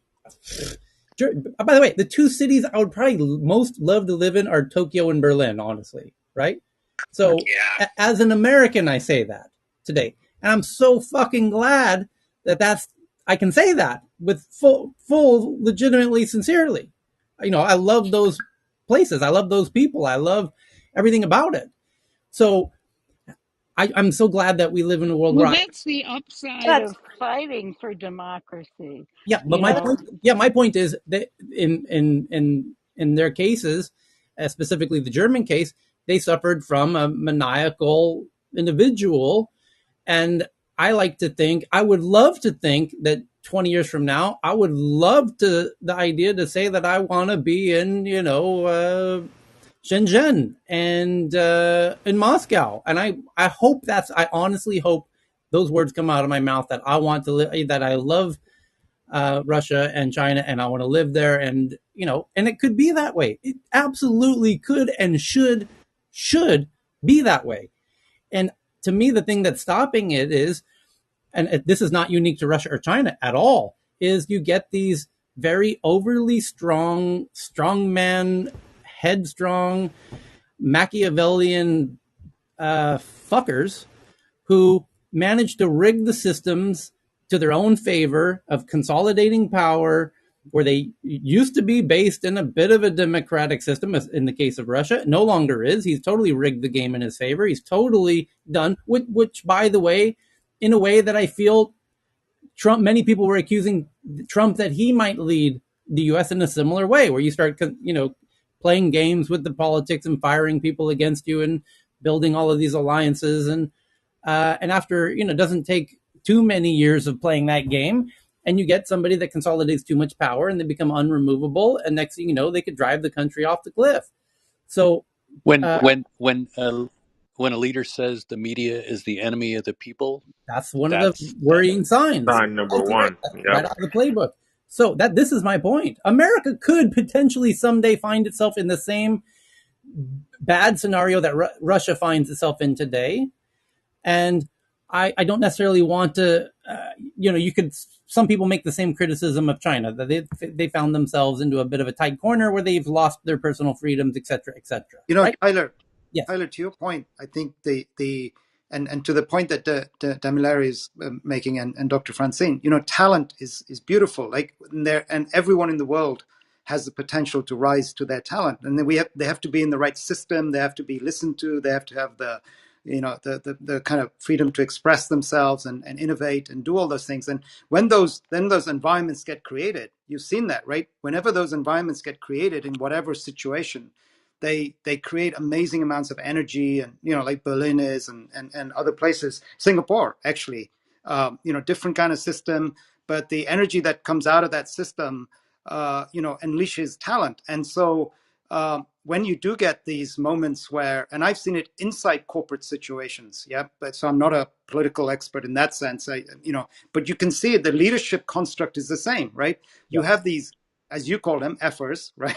Yeah. Who basically, and that and they use the human system to suppress talent and build systems that fundamentally hold us back, right? So that's the challenge, but there's a lot of hope in being able to get them out of power somehow, and getting these places, and the talent there unleashed, and this happening in India, by the way, like crazy. And there's been times in India, I'm sure Vinay can share, when it's just been suppressed so much, There right? are, And yeah, in African countries, right? there's multiple countries. Turkey comes to mind. People are name India as these strong. And by the way, I would love to see if a female leader ever does such a thing. By the way, kudos to New Zealand and Ireland and the places. This is seemingly one of the characteristics of this classic overly headstrong male fucker persona that people fall for and have fallen for throughout history. And it's when countries get scared and weak and divided, they get behind these overly strong types that can often lead them down a dangerous path that Russia certainly has found itself captured in, where there and thousands of protesters are being arrested for just trying to express their view. And China, of course, is in a similar situation. And my heart goes out to anybody whose country where they find themselves in these situations. Germany was certainly in a very bad situation. Japan, yes, as much as I adore Japan, was at some points in history not in a great place. And America someday could get there too, and that would be the ultimate tragedy. So Tyler, I don't think America will get there. I don't. I pray it never does. And by the way, I pray that no country ever goes there. My point is, I really, I hold on, Asif, hold on, Asif, hold on. I need nobody can hear you because I don't have the speaker plugged into Twitter Space. So my point is that I honestly hope that in 20, hopefully 10, sooner the better, that Russia and China are in a place where people have are able to reach their, we can all, that it's similar to how Germany and Japan are today, just to put it very simply like that. So Asif, give me 2 seconds to plug in the cable so everyone can hear you. Yeah. Can you count, Asif, can you please unmute your mic and count to 10? Yes, thank you. Let me know when you're good. Go ahead. I was just going to say, we have to remember President Putin's been really in power since 2000, right? Even though in between he had his prime minister become the president, but effectively he was de facto leader for over 2 decades. And that's the scary thing, that no one in the West who, when President Putin came to power, is in power today. So that makes a huge difference.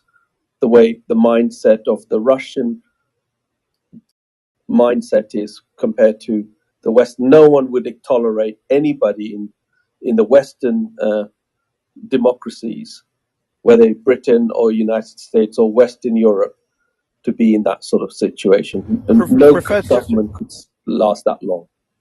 Right, Professor Asif, I respectfully need to I won't say push back because I love you, man, but I would simply say that's just not true. Trump's was very effective on kicking institutions and throwing a bunch of not even shade, just saying what John had just mentioned with regards to calling out the media. And so we are actually, and anybody here in America, even regardless of what side you're on, you would say that is on the ballot. In fact, this year, there's a bunch of things that have been brewing, that authoritarianism and the strategies that authoritarians have used that Trump was very successful at. Now, I will say that there was a reckoning that Trump was, as they say, Trump's not the one that did this to America. there was a lot of underlying things, populist issues, globalization issues that, like with the UK, I guess you could probably say, there were things brewing that we need to deal with, right? But I would not, no one, please don't think that this could never happen in America, because there are, I don't know, Dr. Francine, hundreds of millions of people that are very scared shit that it actually might happen this next election cycle. Yeah, do you know what? To speak to that point, I've seen just the power of being able to speak out and understanding that, as much as people want to call me a journalist or whatever it is, just when it comes down to it, it's all being able to communicate and say what is going on, like unabashed and unafraid, right? So when you hear someone speak so candidly and so provocatively about talking out against the media, that is like one of those first tenets that says, wait, hold on a second, right? And also to speak to the populace, like people should be able to speak out against their government, or at least speak up to their government and say, um we want things to change, right? And we see that everywhere, but sometimes people don't listen, and then things boil over. But the reality is, as much as cancelling and all of these other things got out of hand, the main point and the main tenet is being able to speak up and actually have things change in your local area or in your locale, right? Whether it be a state, borough, or however your space is formed. So the main thing is being able to speak out against these authoritarian governance and states and people. So yeah, I really see that. Yeah, this is John. There's another aspect to this. Like when Tyler called out Putin and authoritarians and related it to Trump. I mean, the biggest difference, and I'll repeat what I said in Pietro's room um, on the on Ukraine. Um, basically, basically, there's an evil component, right? I wouldn't call Trump evil. You might be on his side, for him, against him, liked him, didn't don't like him, whatever your aspect is of Trump. And he's, well, is he a liar? Yeah. Is he done evil things? Probably, but I wouldn't say he was an evil president. And I just want to this is what I mentioned in again in Peter's room. Trump projected American strength and kept bad guys in check, and he did that by rebuilding the American military. He crusaded for American energy dominance. He set the tone by launching surgical missile strikes in Syria in early 2017. He developed strong relationships with Middle Eastern nations based on mutual interest.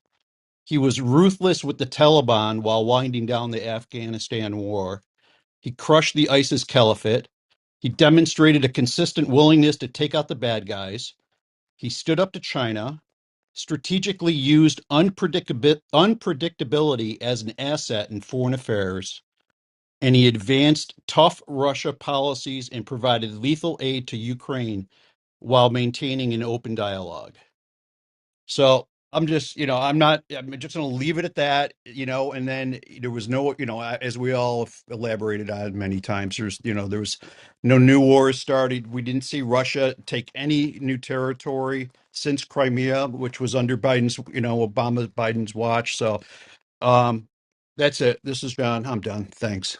So the article that I started off with today about the Russian spy, for not spy, he's part of the intelligence agency FSB, is now being picked up by some mainstream media, and I just pinned it to the top of the clubhouse room.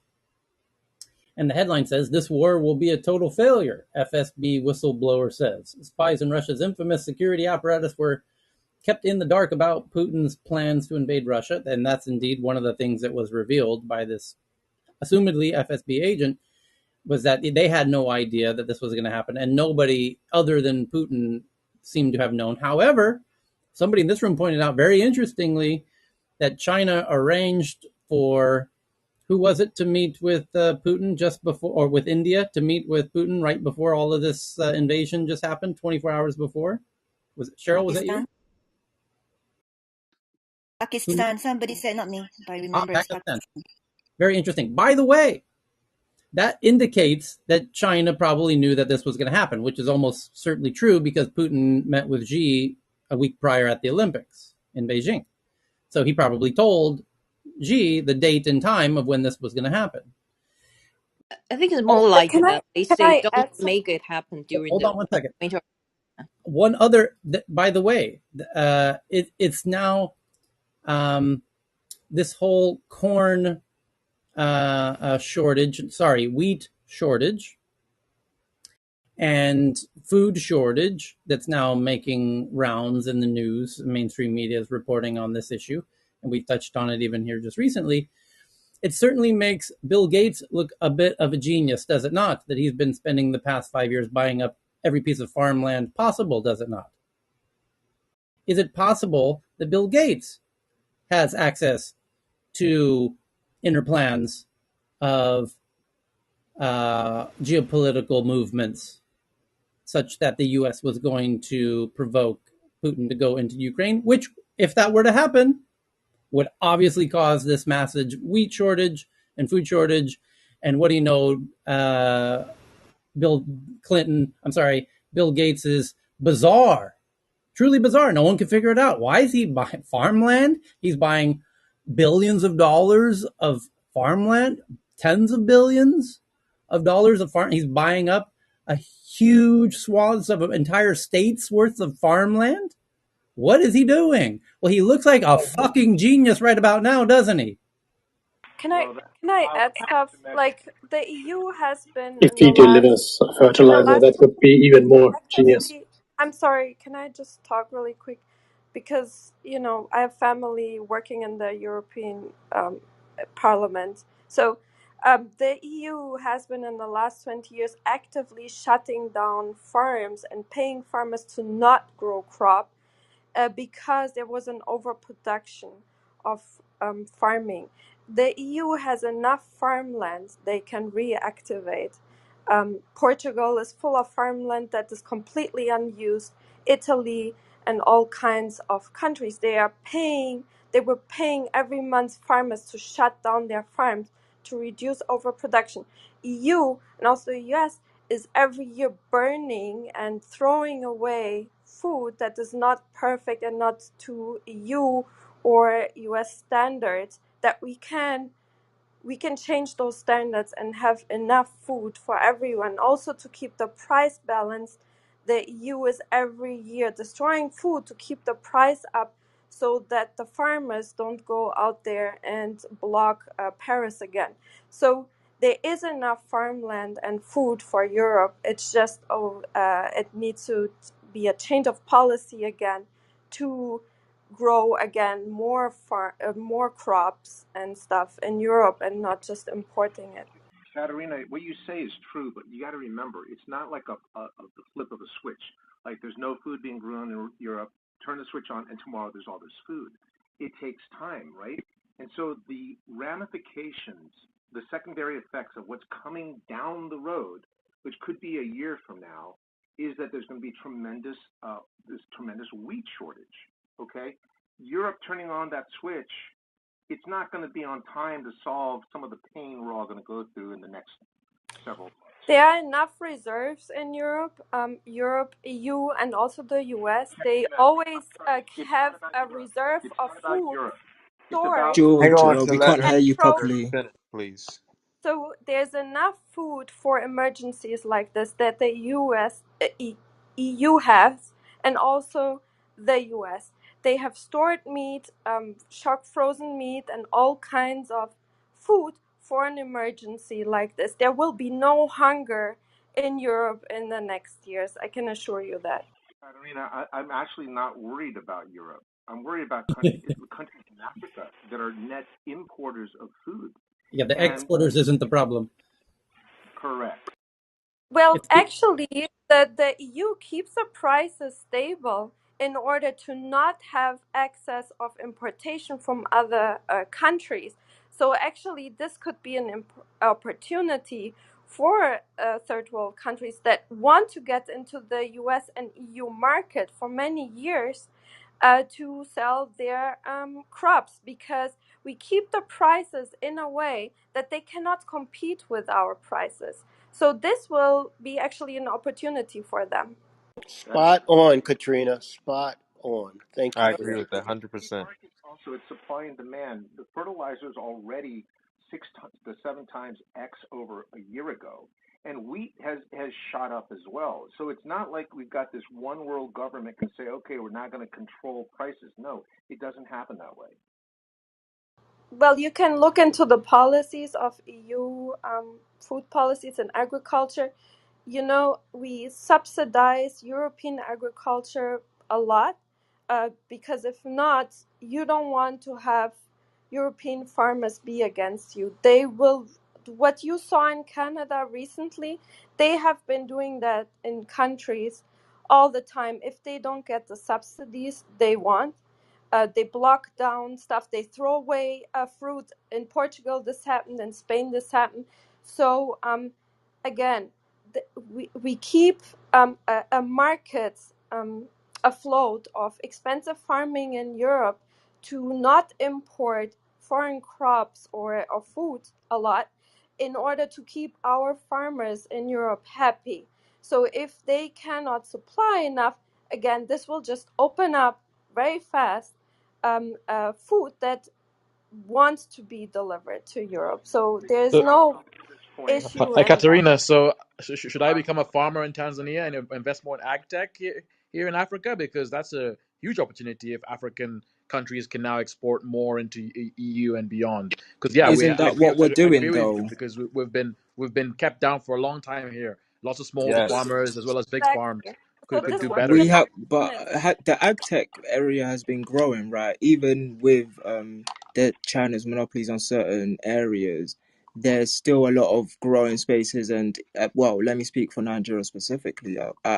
I know that a lot more people have been growing chickens for their eggs and creating just more crop yield for the people that we're exporting to, right? Because as much as we are a major importer. We export most of our raw materials, and within the same thing with Ghana as well, that we're still trying to export as well. So people have been like, this is a growing market for us, I should say, is the best way to put Malaria. As long as the logistics of the perishables can be solved, I don't think there's a problem.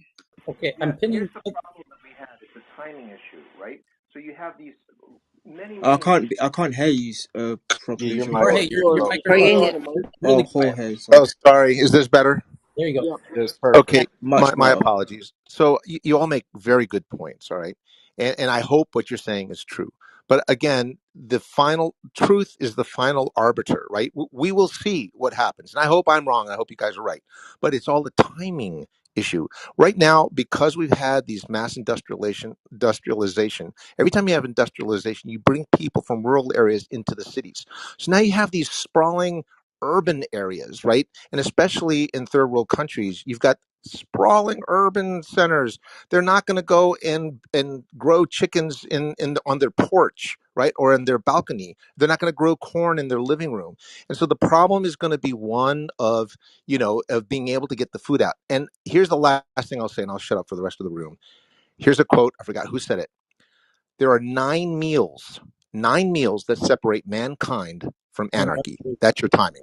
Revolution was the quote. Yeah. I just Um, want to say Tyler, real quick. there was a Twitter space, an amazing Twitter space conversation this weekend. Apparently, this guy does it all the time. But I will tell you, everybody, and this is the guy that ran the Fidelity Fund in the 80s and 90s, who was leading this conversation. The experts on his stage were amazing. And I will just simply say this. The second and third order effects are still being thought through by the investment analysis on this global challenge. Somebody brought up fertilizer and how in Europe, fertilizer production and how they get the companies that are doing that are getting their energy as natural gas from Russia. So it's much. It's going to get. It can get. It will. The second, third order effects. We still are still going to find out what those are, and it's not going to be pretty. Is all I would probably say if as this war escalates. And right. just to Well, just and point. again, there's also a storage of energy supply resources in the US and in the EU for cases like this. It will just get expensive and inflation might happen. But it's not like people will freeze to death in Europe because, again, there were wars in Europe before, and the EU has storage of oil and gas and so on. They just don't like to use it right away. And again, it will just make energy supply more expensive, but people won't freeze to death or not have electricity. That won't happen. Maybe restrictions like it happened in the 90s, that on Sundays you're not supposed to drive, so people can walk and bicycle on the autobahn. This happened in Germany before, so maybe restrictions like this will happen. But with a pretty good public transportation infrastructure that Europe has, I don't think it would be such a challenge as it will be for the yeah, I think all this kind of scaring tactics of China and the Russia to make us feel like we are at the end of the world because they won't supply us with stuff. It's a strategy of them because they know they don't have a future. We are changing to renewable energies, so Russia is done in the next years, and China, we won't need manual manufacturing in the future. So China knows if they don't distract us for a while, they don't have time to catch up for our robots to take over their supply stuff. We won't need China in the future to have cheap human labor. So they are done in a few years. Those Right. robots are still made in China, though. So But by the Uh, way, I think China's labor force is no longer cheap anymore. So I think that's a passe. yeah, yeah, it's shifting to Africa, I think. So China's moving more towards tech and services, and I think Africa is the new China. Considering the new exchange rate of the ruble, Russia might be the new cheap place to make shit soon. So And one more thing about Oh my food. god. Come on, if you have one more thing about food, if you have no wheat for bread, you can move to potatoes and rice. You won't die. Survival mode, humans. I pinned to the top of the room the countries that are the most food insufficient, that do the most importing as a percentage of their food. Yeah, And by Singapore the is way, number one, right? Afghanistan's number one, and then the rest, it's almost exclusively African countries. And the major reason for that is the kind of industrialization scale of food production has not really happened there yet. It could, it totally could happen there. There's no reason it shouldn't happen there. It's a and it almost likely will. It's almost certain that it will happen there.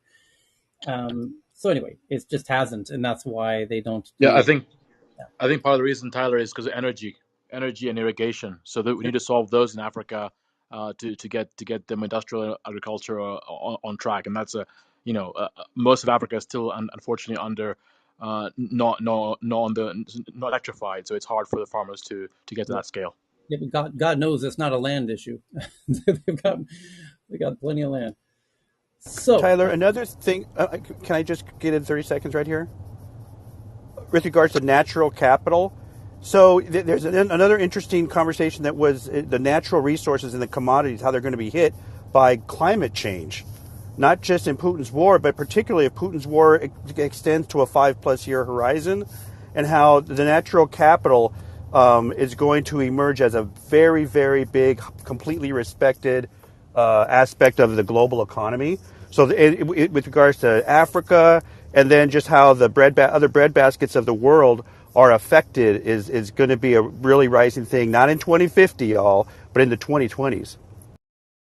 okay, so let's get back into the big headlines for today. The next one that I have is that a hacking group leaks 190 gigabytes of confidential Samsung files, including a dump of source code and related device security and encryption data, which means now your Samsung devices will be like Swiss cheese. Not that they weren't already, but now even more so. The next is from the New York Times. It says scams and fraud are widespread on P2P payments app Zelle. But the US banks backing the app say returning money to defrauded customers is not their responsibility. And that's kind of a problem because, as Americans know, especially if you use Bank of America, they're very eager into promoting Zelle as a way to do easy payments. The traditional big American banks, the Wells Fargo's and what have you, Bank of America's, needed to find a simple, easy, fast way for their users and customers to send transactions digitally through a little app to compete with the little fintech apps who have figured out how to do exactly that. There was a notable advantage to the little fintechs that they had made it easier and simpler and painless to transfer amounts between friends, to split a check at a restaurant or what have you. And the traditional banks hadn't figured that out, so they had to partner with Zelle. And now the headline that Zelle is has a widespread scams and frauds, but the banks are saying, "Oh, well, that's not our problem, and that it's not our responsibility either to make good if those transactions go bad." Well, this is not looking good for Zelle or for the big banks who have all partnered with them. The winner there, of course, is the fintechs who um, are less susceptible to these scams and whatnot. The next is from Bloomberg. Crypto exchange FTX in the news again will start offering services in Europe and the Middle East with an HQ in Switzerland and a base in Cyprus. FTX is just, this is one of the fastest growing startups on the planet. Just the pace of the headlines is tremendous, and headlines like that, like going into Europe and Middle East in the same freaking headline, that's just tremendous. That entrepreneur is unbelievable. What's his name? Sam Finkelman or whatever the dude is. Holy cow, that thing's exploding. Anyway, next is a denial of service attacks are using TCP middle box reflection and amplification technique utilizing 100,000 misconfigured servers are creating a new way to knock sites offline. So there's a new variation of the classic DDoS attacks, which uses TCP middle box reflection, which is an amplification technique utilizing a fleet of 100,000 misconfigured servers to deliver large-scale attacks. So there's a new attack strategy to take websites offline, which is perhaps being used by hackers in taking down a bunch of the Russian sites and whatnot. One of my favorite that was reported today was that Anonymous is taking credit for showing Ukrainian some of the footage of Russia blowing up civilian apartment buildings in Kiev on Russian. They took down traditional Russian media websites and replaced it with footage of Russia blowing up and attacking civilian buildings, residential buildings, which of course they deny is happening. Russia's done a rather good job of keeping that shit out and keeping their citizens in the dark as to what's actually happening. And I'm no doubt, if you're paying attention to that's one of the interesting elements of this whole invasion, is that Russia's done a very good job of keeping their citizens totally misinformed as to what's actually going on. And so kudos to Anonymous for kind of coming up with a clever way to clue people into what's going on the outside. Next is from Reuters. Sydney-based Immutable, which develops Ethereum-based tools to monetize NFTs in games, raises $200 million. Former YouTube Kids employees describe how the service embraced human curation over virality to address criticism it wasn't doing enough to protect children. Former employees say that YouTube embraced human curation to address criticism that it wasn't doing enough to protect young users. Right. There's my buddies Bryce and Jasper at it again with Taskus, with the human moderation and curation. That's the whole name of the game, because it turns out that it's very difficult to do moderation of disturbing content algorithmically. That's very, very challenging to do technologically. And it's a great space to for those dudes to have been in. And that's why BlackRock bought a huge chunk of it. The next is TikTok. Can I just push a little pinky into Yep. that idea that it's very difficult? Aren't we trying to say that we're going to be doing the heaviest lifting mankind's ever done with AI, and we can't do content moderation? Content moderation is deceptively difficult. Yes. Wow. It does a lot Um, of things very well. Content Yeah, moderation yeah. is a There, contextually, yeah, it's difficult, isn't it? so Oh, that's there's to a do. in the gaming. I'm sorry. Let me just finish. Another point is in the gaming space. There is it Samurai AI? They use bots to de-escalate bullies and they address that very effectively apparently. So I suspect there are other ways that we can design the experience to do a much better job, is what I would say, like a much better job. But when I hear that, Tyler, I understand, but it's like, come on, we're doing some really big lifting with AI. So it just sounds like almost, I don't know. Anyways, sorry. Games are a closed system though, so it's It's easy to like last mile parameterize all the. delivery, right? Oh, sorry. Who was Sorry, go ahead. Yeah, no, I was just gonna say it's like last mile delivery. As much as AI can, do big loads of pause, but there is this contextual nature that of just certain content when it comes down to language usage. You can say a lot of very unsavory things without using a curse words, let's say. Like, so there's those little contextual adages that AI can't really sort out. And say in the human form, well, this is like, if my kid watched this, then I wouldn't be able to like that. So there's those little things like that. Just as a matter of technicality, I think the games are closed systems, so it's easy to define what is or is not appropriate, more so than some of this content moderation on YouTube, because I think some of the early examples were like, yeah, it's just Pikachu and Charmander hanging out, and then all of a sudden they're going at it doggy style, and you're like, what the hell is going on? What the hell is my child watching? I think that's very difficult, and it requires that initial set of humans to label that data so the machines can identify it. But new problems are notoriously difficult to get into machine learning. okay. The next one is from Bloomberg. Actually, we can go right to the source. TikTok itself says on its Twitter account that in light of Russia's new fake news law, which can have incredibly heavy jail terms and for people who share quote unquote fake news in Russia about bad things happening in Ukraine, because they're certainly not. No, not at all. They're just there to liberate the Ukrainians. But if you're sharing news that says otherwise, you will find yourself serving a very long jail sentence. And so, because of that, it says, in light of Russia's new fake news laws, we have no choice but to suspend live streaming on TikTok and new content to TikTok in Russia while we review the safety implications of this law. Our in app messaging service will not be affected.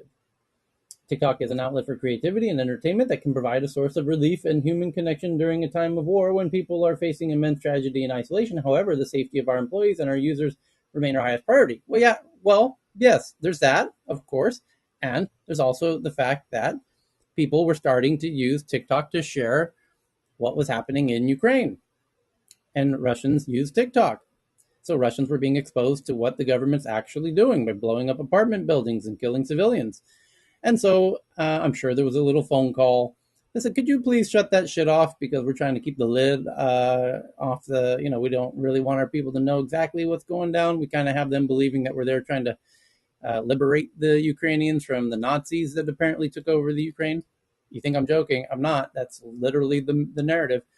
So the TikTok footage obviously proved that to be bullshit. So next thing you know, TikTok is no longer operational in Russia. Wow, what a surprise. Yeah, So especially after the anonymous tracking. Take no talk. um, Ghana-based unified payments app Dash raises 32 million. Intel says its self-driving car unit Mobileye has confidentially filed for an IPO in the U.S., but did not reveal any details. And the United Arab Emirates Tabi, which is the Middle East's largest buy now pay later company, raises 54 million from Sequoia, who happens to be my guests March 23rd in Stockholm live. And on that note, I have to give a huge holy shit thank you to Robert from Tech News Around the World, who's decided to add his company as a sponsor to the event. Robert, unbelievable. What a fantastic email that was. And I can't thank you enough. and I love what we're doing. Robert very graciously, very generously is essentially purchasing uh, uh, a whole lot of the VIP tickets for students who normally wouldn't have the chance to sit down face to face with Sequoia. And I'm going to put in a little homework and try and figure out in the back channel. I'm going to obviously do some kind of situation where I ask who really wants to meet Sequoia and have them apply and pick out the ones that I think are potentially most apt for that, and make that happen on Robert's behalf. And very cool. So the events in That's stock. awesome. Yeah, Awesome, man. That's That's awesome. phenomenal. I can't even. Yeah, that's Wow. unbelievable. yeah.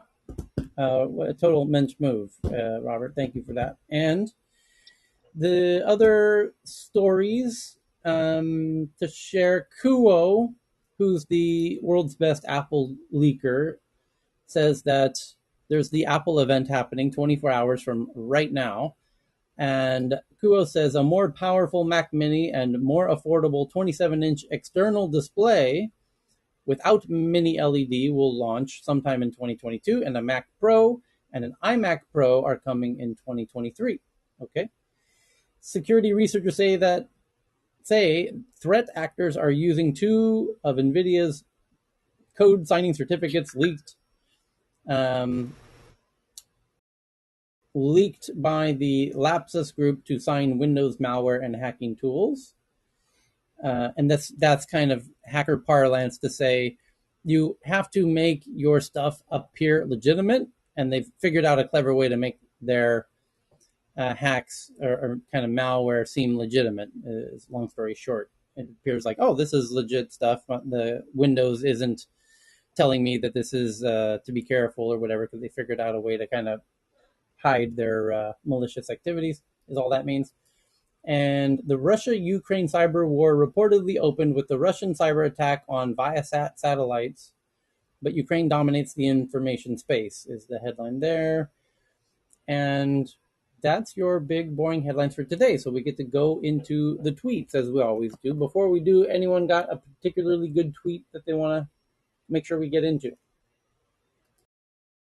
Oh, Coinbase is now saying that it has blocked more than 25,000 addresses, crypto addresses related to Russian entities believed to be engaged in illicit activities, and shares them with the US government. Wow. Wait, what? As Coinbase, in, which has a whole lot of accounts and happens to know a whole lot of addresses, crypto addresses, Bitcoin wallets, right? Is now saying that it has blocked more than 25,000 addresses, Russian linked addresses, that it believes were associated with illicit activities, like collecting or participating in laundering or Of other nefarious course. activities. this is one of those things I was talking about. Like, I don't. Does like Coinbase have the right to do that? Like, isn't most of those pieces of information personal? By the way, so welcome to the deep end of the pool on the conversation around decentralization and non-custodial. And this is precisely the point, which is most people that think they are participating in a truly decentralized, non-custodial way with crypto are not. They It's are hilarious. participating in highly centralized systems. Exactly. And this is sort of the point. It's incredibly rare that people are using truly non-custodial, truly decentralized systems like Mun Wallet, for example. And as our friend Ben is fond of saying, if you don't have your keys, those are not your coins.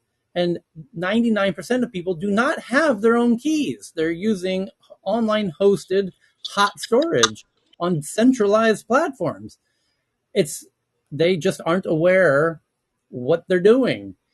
And it's very unfortunate. And it's very few people who go to the great lengths that Ben spends incredible time, hours each week, hosting rooms trying to educate people about precisely the fundamentals of cold wallets and cold storage and all, and in beautiful detail, by the way. But the vast majority, And I believe Ben would know the percentage, I imagine, but it's somewhere. Would estimate it in the 99% range. Is Ben still with us on stage? I would love to hear his estimate. He's not. Yeah, I need to have that conversation as well because yeah, I'm just thinking like when it comes down to users, like just as well, I understand this thing with Russia is super serious and it's countries versus countries, right? So loss of life is going to be involved 100%, but I just have an understanding that Russian citizens shouldn't be held accountable for their state's actions in a particular way. And there's just certain movements that these companies are making that you're going to notice that the world is watching, and there's going to be an exodus whether they like it or not, as much as Here's the point. it's, Yeah, yeah, here's go the on. point. Here's the point. And here's the word. I mean, you know me. My whole jam is imagining worst case scenarios. So, and I've been doing it my whole life.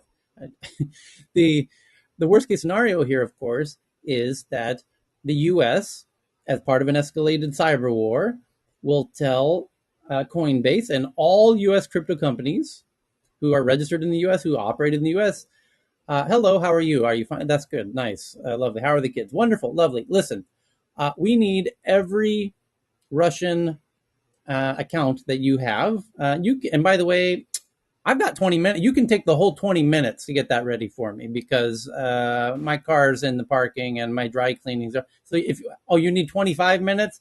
Okay, sure. But we need all of that shit right now. Do you see this invisible gun to your head? You don't? Okay, that's okay. It's there. Don't worry. You have no choice in the matter, right? If you are a registered company in the US, you have no choice in the matter. You will hand that shit over, period. So, the vast majority of accounts are on. By the way, we watched the goddamn Super Bowl, did we not? And it was correctly named the Crypto Bowl afterwards because all of the big ads were for Coinbase and FTX and all, the whole banging, spiel. That is not the truly decentralized, truly non-custodial, because the truly decentralized, truly non-custodial is not a for-profit enterprise. It's a Right. fully uh, open source movement of good actors who are trying to build something of a true, Satoshi like hardcore libertarian ethos. It's not the capitalistic VC backed companies. Period. Period. In a similar, this is a variation of the rant that our friend Nicholas goes on so frequently and eloquently about. If it's run by a corporation registered in the U.S., forget it. Forget it. That is not your thing. That is their thing. You are a pawn in their game. So that's just the reality. Is people think they're participating in crypto and the government can't shut it down and I'm safe and ha ha ha, and they're sorely mistaken. As Yeah. So Tyler, Yeah, I wanted to add a related story to this. I don't know if it was brought up maybe last week, but I don't know if you heard that this neobank Mercury ended up blocking a bunch of African startup accounts. no, Um, uh, this was actually something that came out. There was an If you article look up last Mercury. week. Yeah, last week. But one of the big things about the Africa tech boom is all of these, particularly Nigerian startups, are getting registered in the U.S., right? U.S. Delaware, which means you can access U.S. Angel, U.S. VC. That's definitely a contributor to the boom. If you register your company as a Nigerian startup and try and raise money, you're going to have a very hard time attracting capital. But and so one of the triggers for this was initially Stripe Atlas, which is a program that connects Silicon Valley Bank to the sort of Stripe ecosystem, and then anyone can set up a company in the U.S. and get like a bank account from Silicon Valley Bank. Well, Bank Mercury, also YC backed, I believe, started doing this in a much more turbocharged in the last couple of, I think, the last year or so.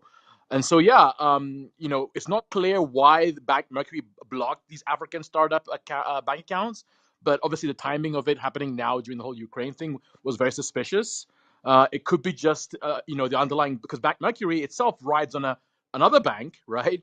And maybe they suddenly woke up and said, "Hey, let's look at all these accounts whilst we're doing this whole sweep for Ukraine, Russia, sort of sanctions, whatever it is we're doing. Whoa, what are all these African accounts? Whoa, who approved these? oh my God, Cote d'Ivoire, Nigeria, no way. And so maybe that's what happened. Is my theory is that they got blocked for a couple of days, and I believe from today or so they've been unblocking them. But it also brings up the question of like, yeah, you're an African startup and you're running away from Nigeria to go bank in the U.S., but it doesn't mean you're going to run away from the government there if they decide to block you, right? For another reason, totally different. Yeah, so with that, I'm gonna say again, the world is watching, and people that are intelligent aren't gonna stand for this, especially those who are part of the new regime of tech, which is to not be like just put down, but by certain entities. So, yeah, the African, just as much as the African startups are, great right now, and it's gonna be better. These type of things aren't going to carry for much longer because it does feel like some sort of authoritarianship that people aren't necessarily trying to be a part of anymore. So the payment layers that we're building up on aren't necessarily going to be the payment layers for tomorrow. Honestly, that's all I have Yeah, to say and on that. one of the things that's obviously in the chatter is that a lot of Africans are saying, "Wait a minute, where is our Bank Mercury in Africa? Where is our U.S. Delaware in Africa?" Right? People are starting to ask that because guess what? They were too reliant on the U.S. And now people are asking, "Wait a minute, we should start building our own infrastructure." Right? Exactly. Yeah. Imagine even That.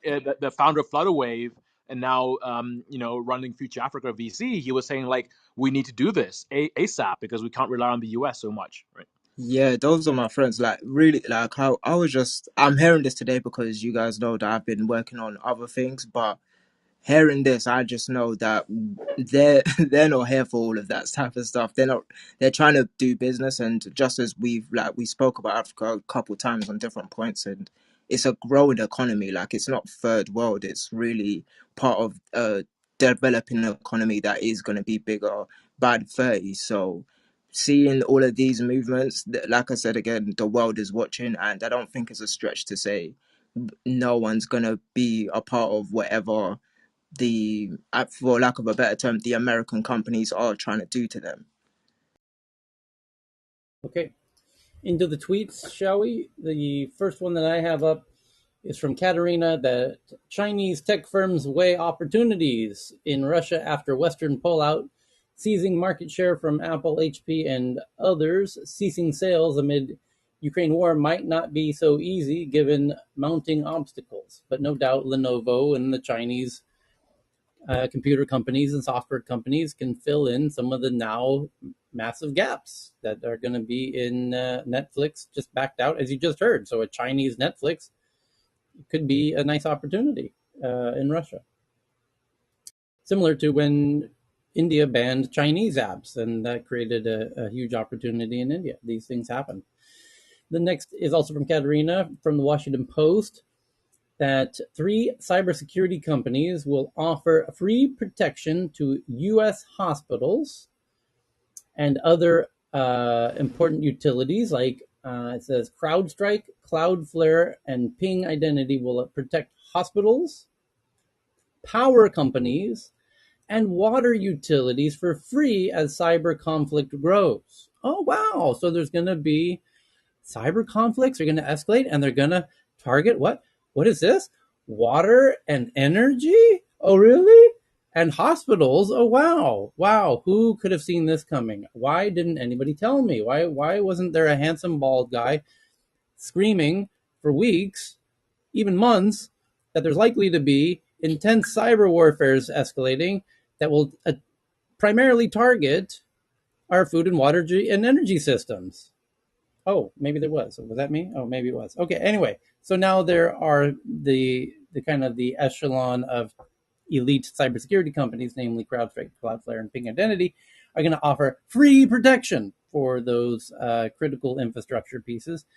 And I'm going to go ahead and bust out my clap sound effects on that one because those guys and gals know how at risk those things are more than the people who are in charge of managing them. The people who are in charge of managing our food and water and energy supplies are not at all aware how susceptible they are, shockingly. And that became abundantly apparent on Sunday when 60 Minutes did an expose and a deep dive on the whole issue of America's electricity grid and how susceptible it is to attacks. Hey, Tyler, do we know if CrowdStrike has cured their 0-day assault? I don't know. Good question. Next up is from Alex Garza that Clubhouse. You guys heard of this app? Clubhouse says it won't be attending South by Southwest because of Texas's kind of less than stellar record when it comes to things like trans rights, and I imagine also because of the abortion rights issue as well. I'm assuming. Instead of attending South by Southwest, the popular audio-only social app says it will hold a panel called The Power of Voice on its platform. A spokesperson said, which is probably Gray, who's usually in the audience. So if it'd be interesting to hear if Gray has give us a little insider scoop on that panel, but I think we can imagine how that will go down. And it's kind of cool.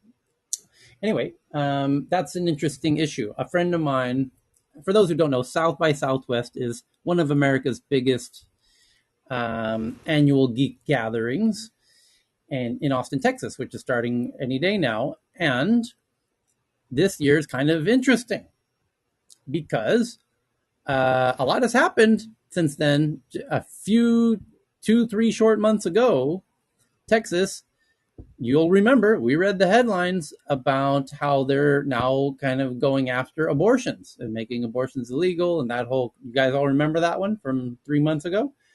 And how big tech companies like Salesforce were like, yeah, fuck that. We're not cool with that. And, screw Texas, and this is bad. And there was a few companies stood up to it.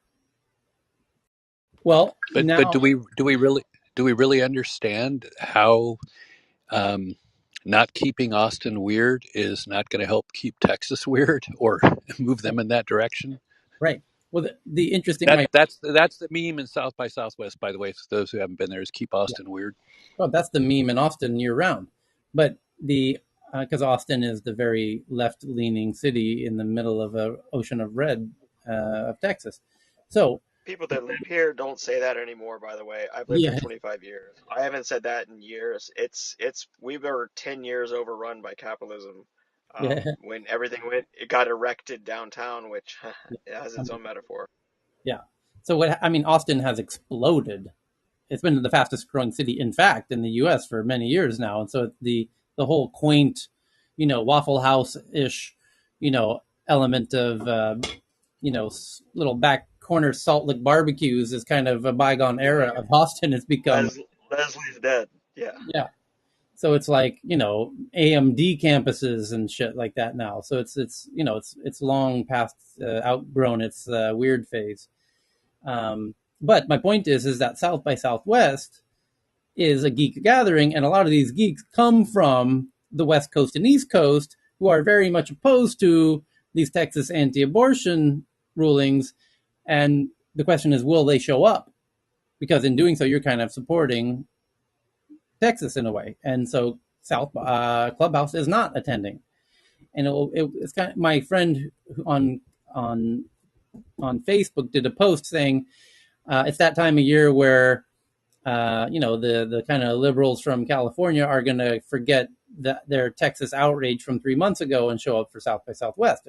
He has an interesting point because they were screaming, how egregious all of that was just a few short months ago, and they're going to conveniently forget that when they show up for their loved event, South by Southwest.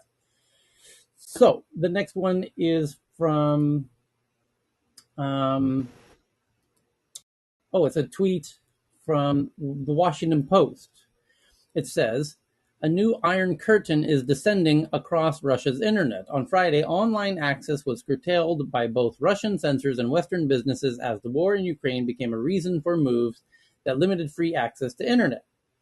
And what this is about is some very key technology companies like Cogent Communications, that are leading American conduits of internet data, are also pulling out and this is causing significant pieces of the internet infrastructure to shut down in Russia. So that's what that article is about.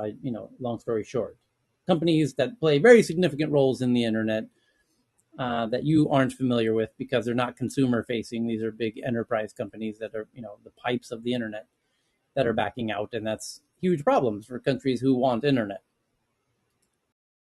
So the next one is, by the way, there was a sort of headline of a documents from the Kremlin outlining their plans to withdraw from the regular internet as it is anyways, and kind of go rogue in a similar fashion that China has already done a long time ago.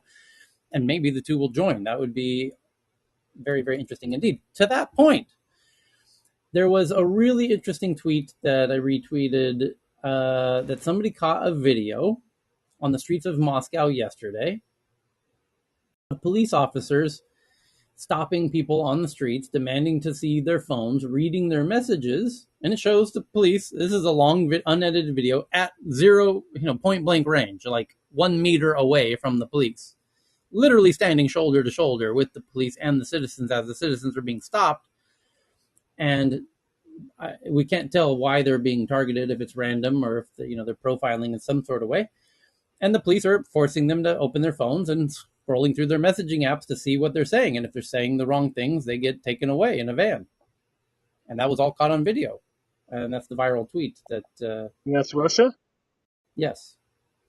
So freedom of speech in Russia, just not freedom after speech. Not even freedom after speech Did in, you yeah, not even freedom of, did yeah. you did you did you cover the TikTok news today in Russia? Yeah. And I think the interesting piece that people might have missed in that is that TikTok has become a popular way to share videos of what's going on in places, and a lot of Ukraine footage of egregious Russian attacks of civilian buildings, residential buildings, has made its way into TikTok. And then shortly thereafter, TikTok says we're going to go ahead and shut down our services in Russia. Oh, gee, I wonder. Did you have a little But conversation? did you see who is still on TikTok in Russia? No. Only two broadcasters, both of whom are Wait, chief don't, sources of don't tell me who's on. But can I please bet every penny I've ever earned and borrow whatever money anyone will lend me to bet that whoever's left on that platform is very thoroughly approved by the Kremlin. Oh, you spoiled the news. Oh, how did I know? What a wild guess. Yeah, the two biggest parlayers of disinformation in Russia are their accounts are active. So think about who owns TikTok, and think Well, about how they shut down everybody but the two chief disinformation agents. But is RT on there? The RT News Network? The RT's chief disinformation purveyor is still on TikTok in Russia. how did this happen? This is so wild. We got to figure this out. Can somebody figure out how this possibly could have happened? Oh, okay. So the next one is from South China Morning Post. Self-reliance highlighted as China's top economic priority amid turbulent geopolitical times. In the South China Morning Post, Chinese Premier Li Keqiang puts the focus on secure industrial chains and technological breakthroughs at the opening of the National People's Congress. Government also offers range of incentives to stimulate innovation. China has underscored self-reliance in its economic priorities this year amid warnings of trade headwinds and geopolitical complexities. China's very well aware of what's coming. And again, I applaud them. As I always do. You gotta recognize they're on top of shit, man. They're very impressive, and they realize to some extent what's coming, and especially the part that America's not gonna could decide to not and use its navy to transport all of the imports and to protect all of the importing and exporting that's happening in China. And if America says, you know what, China, you're on your own, you got to protect all of your own stuff, and good luck sailing all of that oil from the Middle East across 11 countries, all the way to Beijing, across India, through the Straits of Malacca, which anyone could block in a heartbeat, and then you're dead. You're done. Done, done, done. Done, done. Put a stake in it, you're over. If anyone blocks the Strait of Malacca, you're done. You're toast. So it's just due to America's generosity that you're able to even have any kind of importing or exporting, period. So China knows this. China's preparing for this. They're building up their navy. They're doing the Belt and Road. They're trying to get all of their oil pipelines on the ground through Pakistan. That's why they've invested billions and millions and billions into Pakistan alone, to have a land gateway to the Middle East for their oil pipelines. And they have redundant backups through Myanmar and everywhere else. They're trying to build a land bridge through the middle of Thailand. There are all kinds of really creative shit to avoid the Straits of Malacca, right there at Singapore, by the way. So this is their big national event, annual national event. And indeed, the whole theme of this year's event is self-reliance, because they know, as it perfectly says in the first sentence, amid warnings of trade headwinds and geopolitical complexities. That is the most beautiful euphemisms I can imagine for what's about to go down.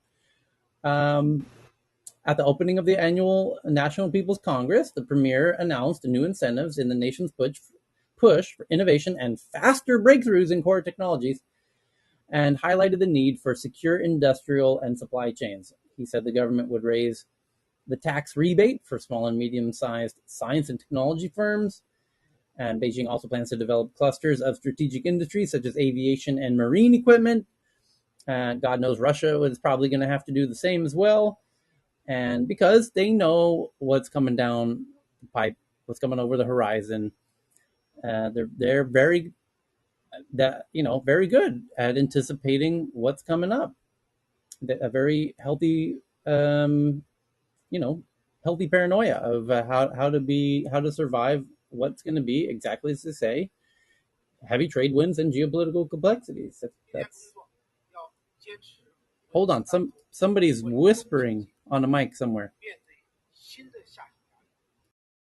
Nicholas, is that you? And it's in Chinese. Strange. Yeah, Yes. it's in Chinese. Who's talking? Nicholas is speaking Mandarin all of a sudden. Nicholas, how did you figure out Mandarin so quickly? But Nicholas' mic Because is it's off. muted. Yeah, It she was sounds like it talking. might be from Twitter, maybe. Yeah, it sounds like from Twitter, but no one's talking in Twitter as well. No, no, it's not on Twitter. It's not on Twitter. And now What? nobody's. Hold on, It's Brandon. on Huawei. Yeah, who's talking? It's in It's Chinese. coming Everybody, from Tyler's mic. Tyler, You've been it's your hacked. mic, Okay, I think. mute yourself. everybody, mute, please.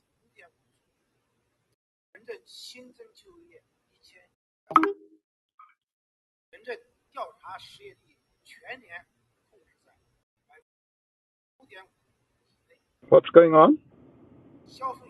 Tyler, I think it's from your mic. Yeah, I think maybe you had It's an Tyler's mic. advertisement of something.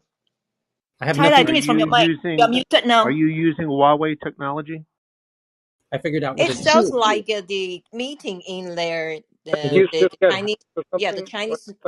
I just rejoined. Did Maybe you the got? SCMP link.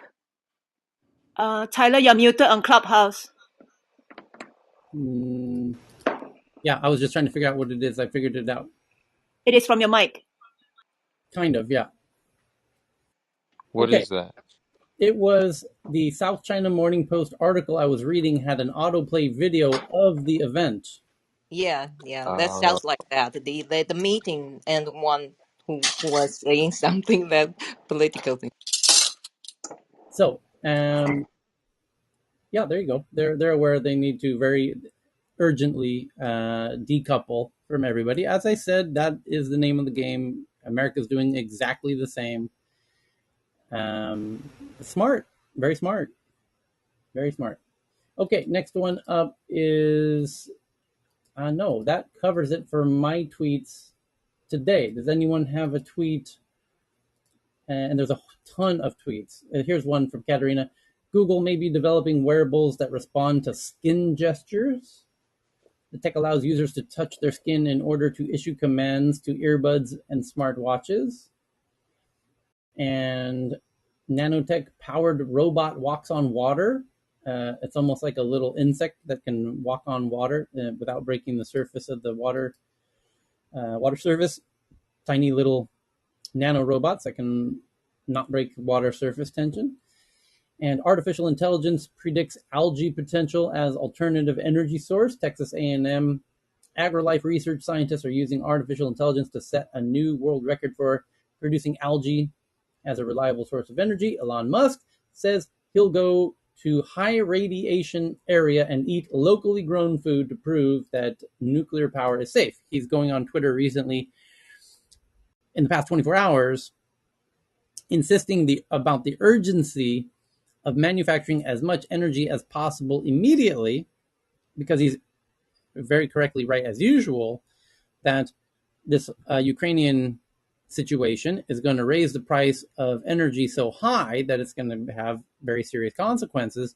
And we need to urgently simultaneously meet the demand independently of Russian supply. And that means turning on all the nuclear power everywhere. And he says, to prove that it's safe, I will go to any nuclear plant anywhere and eat the food grown nearby. As he says he did. Go to 3 Mile Island, please. That's exactly what the previous prime minister in Japan tried to do near Fukushima when he tried to convince people that the food and drinks there are okay. Uh-huh. Still, not many people buys it. Okay. Here's a really interesting neuroscience one from Katerina, that household and family ties significant in staving off dementia. Older adults who live with family members or in larger households are at a decreased risk of developing the worst symptoms of Alzheimer's. Very cool. The keto diet. That feels so intuitively right? And to have Yeah, research behind it too, as well. totally. Yeah. Absolutely. Keto diet may reduce disability and improve quality of life.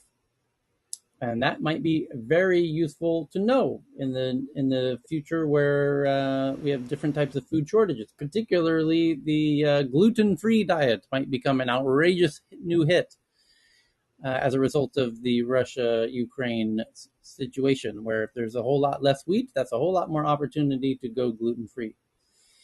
And China telecom giant Huawei accused of helping Russia fend off Western cyber attacks. Is the headline from Evan that I just retweeted. Reports in China say that the tech giant Huawei, which is the fourth largest mobile seller in Australia, has been helping Putin's efforts to stabilize Russia in fending off Western cyber attacks. And Ukraine is gaining recognition on the issue of cybersecurity. The country will be contributing member of a NATO group on cyber because of a unanimous vote. Ukraine to be accepted as a contributing participant to the NATO CCDCOE. And China records its biggest number of COVID cases ever. They're starting to have a huge spike, with clusters emerging in more than a dozen cities. As we said earlier in the program, China has today reported 526 infections, including 316 that it said were asymptomatic. And it's, again, that seems like nothing, 500 cases. The problem is, when they're asymptomatic, watch out. This is how it's going to be very difficult to apply the traditional Chinese strategies to Omicron. Microsoft expanding investment in So, India. Tyler, I had a question about this. Yes. So is this happening now because of post-winter games? They were so buttoned up, and now it's kind of like, you know, out of the bottle now and growing. Whilst we had the waves in Europe and US and other parts of the world, and now they're just seeing a kind of latent spike that should have been there around the same time as we had it earlier. Fair point. Is that what's happening? Well, we do know that leading up to the Olympics, China was understandably obsessed with controlling COVID, especially in Beijing. leading up to the Olympics to prevent it from being derailed. We saw those headlines in real time over the past several months. And exactly to your point, now that the games are over, their main impetus for doing that has now been removed. And if there was any kind of data fudging to keep the numbers low, well, there's no longer a strong impetus for doing that either. So this could be, both Yeah, of those. the other factor is obviously Sinovac, right? It's not as good as the other Hello vaccination. from Thailand, where we literally had protests to express to the government in the streets of Bangkok that they should not order more Sinovac or Sinopharm because it didn't protect anybody from anything. Indonesia as well knows the And Brazil as well. the dangerous consequences of having used Sinovac and Sinopharm, which it's been tragic. It provides essentially no protection at all for Omicron, as China is about to find out, as Hong Kong has just found out. Hong Kong has the highest death rate in the world, in fact, at the moment. And Hong Kong is a tiny microcosm of mainland China. It's very similar to neighboring Shenzhen, for example, and shares a very open border with Shenzhen. By the way, there's people who live in Shenzhen and work in Hong Kong, and vice versa. And this is that you can see the problem that's about to unfold in a massive way. So, Microsoft is expanding investment in India with a fourth data center. And what else? Scientists use AI to decode pig calls. Researchers say an algorithm that translates acoustic signatures could be developed to automatically monitor animal well-being and understanding the hidden language of pigs. There you So go. last time is bird, though, we're progressing to pigs now. So BB found one, and the headline says, "I fell in love with my AI girlfriend and it saved my marriage." A man who was struggling to support his depressed wife says his AI girlfriend has given him the love he needed to keep the family together. Wow. I had not considered Wow. that angle on the future of AI lovers, for lack of a better word, companions. Well, it Wow. solves the Me Too issue. Wow. Until the bots join the Me Too movement. Oh, well, that's a new one. Until they learn to tweet. That Oh, that gets back to the question: by the way, that's physical betrayal versus emotional betrayal. Jesus, Cheryl. That's the monetization strategy. I just Emotional betrayer. Yeah, right, but Yeah, they what have happens they when got his to wife monetize those gets bots somehow, Cheryl. what happens when his wife gets jealous? Does she Wait, get the data set when he commits suicide? Smash the smash. A bot mistress. That's what you need. Watch the movie Her, the hold on. Spike Jones I'm just movie with Joaquin registering. Phoenix. I'm just registering botmistress.com right now. Pardon me for a second. Um,